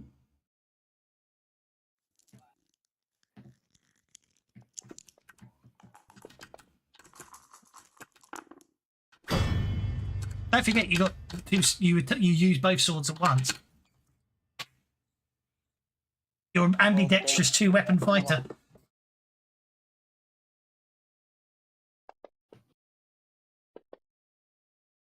Oh, she's so. Right, now you can roll the damage. So hit with a raise with the accurate sword, and a hit without a raise with the keen sword. So that should be good. That's an awful lot of dice rolling there. This might be a very short Yeah, and fight. the first 2 were ones, and then it made up for itself. And then with the keen sword. Yep, go for it. Oh, Victoria the Poisoner. I forgot to make her a wild card. Oh well, it'd be a nice I shot told fight. you she was going to die with the sword of my friend. That's why I went and got it. I've got 2 bennies. I'll spend them now. Yeah, so that's only 7 wounds. You should be able to do that. What you want to do is disable that blind effect when you roll soak. It doesn't matter. It doesn't matter. Not that you make much difference. You turn into a sieve. She's Jacob, blessed you, the she's deadly naked doctor rolling. remains shaken. He's still jerking from the electrical bomb he was hit with. Oh no, he recovers. It's interesting. It told You me know you're what I'm going to do, don't you? going to hit him twice.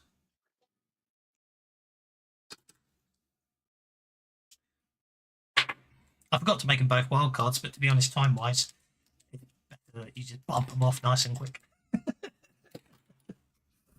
Ugh. I thought it was cool that it worked out that I could do exactly as I said, kill her with the sword of the Red Mantis that she murdered. Indeed. It's taking too long, Kangid. You just want to throw the you want to just throw your spear while we're waiting. Oh no, I'm gonna step up and say, well, throwing didn't help. Let's Well, try get- poking you. Yeah, go on, instead. poke him as well, because he's not going to survive this round. So same with you, Etilard. If you want to get an attack in on the demon, just go for it. Just go on. I'll give you all a free attack.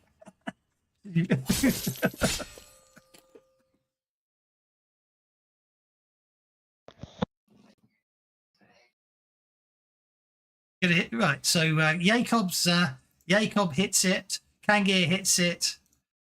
So, do you want to stab the demon as well? Oh, might as well. So, I just want this to be sort of very dramatic, a bit like the end of Kill Bill, where there's multiple people getting hit, one person getting hit in multiple directions at the same time. Because I think why not make a nice dramatic, picturesque ending as all three of you just gang up on this thing. Yeah, there we go. So Once they're all, everything's bed, can I do a little bit of role playing with the Which background in my character? be my guest. Then I'm gonna stride over to Kangir and go, "You don't know me because you were the only one that got away," and I'm gonna stab him twice. Okay. Oh, I suppose he's not an assassin, so I suppose it's an interesting one. Okay, looks like we've got a party fight going on. It's not a party fight. No, you know what I mean.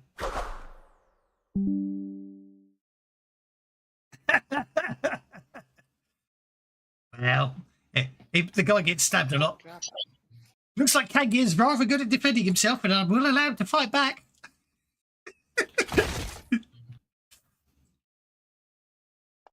What the others want to do is up to you, but I'm gonna. Okay, so Kangir, you're shaken. And the second attack actually missed, so only one of those rolls counts. Okie dokie. Okay, well, I'll Why play are we a- beating up Kangir? What's up? Well.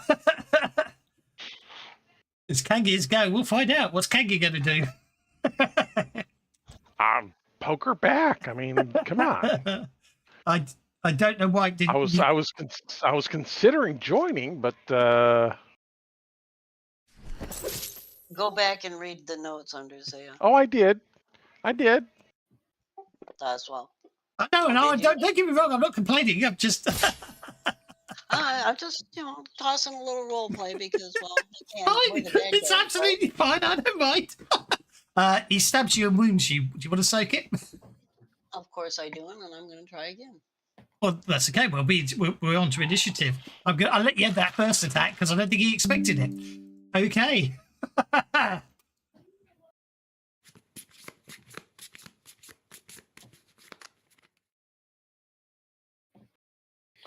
So why is she attacking him? I don't know. Because I was the one that got away. It's what she said. If it's up to you if you want to get involved, you two, or you can stand back and let them fight it out. It's up to you. No, I've got to get She doesn't involved. 'Cause like I've the got a fact- hindrance. She doesn't like the fact that I was better than she was. I've got a hindrance. I've got to get involved. She's a sore loser.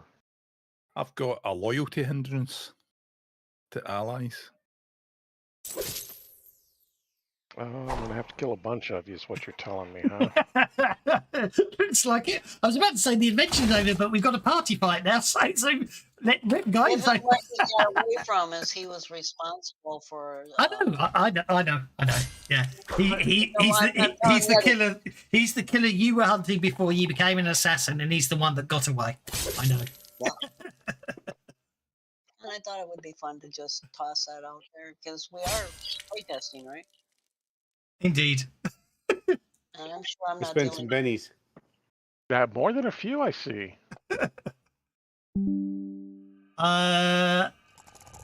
Yes. I died. That's a short fight. Why did we kill him? Why did I kill him? Why did we kill him? Well, I don't know why you killed him, especially as the person who wanted to kill him is the one you want to be better at things at. So I suppose actually it makes sense that you killed him because she wanted to kill him, and because you've killed him, you've done it better than she did. So you win as well. So congratulations. Yeah, anything you can do, I can do Do for better. 25 damage with one punch. But on the other hand, he did the world a service. This guy was a serial killer. So Back in Manor. what? Yeah, basically before Kia became an assassin, she was a detective on the trail of a serial killer. It turns out apparently that's Kangir. I'd say Anyway, congratulations. You have completed Mark of the Mantis. I hope you had fun in a slightly different... Playing the bad guys for a change. And Every once in a while, it's nice to be the bad guy because only playing a bad guy would I, if I'd have been playing a good guy, I would have, he got away, he's working with us. I'd have thought, nope, I'm a bad guy. Nope, he's not better than me. He did not get away. Yeah. The adventure's written in such a way that you can rerun it, and the interior of the mansion, the layout doesn't change, but the room, there's different versions of the rooms and everything. So I'm happy. It's one of those ones I liked it because it says it's rerunnable. So I do think having Kangir as being the one that someone else hunted will always result in that issue, but I don't have a problem with that. I just need to come up with a couple more to make it a 6-player. But I hope you guys enjoyed it. I did. Hopefully everything will be back to normal next week. Guys, see, what you can do is the rivalry thing can make much more, make the story much better. You think it's about the guards, and really it's about the players not killing each other.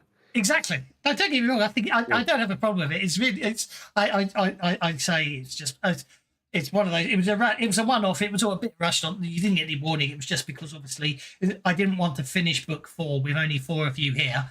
So I figured if a one shot where you got to play the bad guys you're murdering at the moment, I thought was rather appropriate. So next week we're back to normal. We'll return to the Crimson Throne as normal next week because hopefully everyone will be back. We'll probably finish book 4 and start book 5 next week. Give me more time to prep. And sorry about that, Robert. It wasn't personal. No, that's okay. I think that we still love you, Volker. Yeah.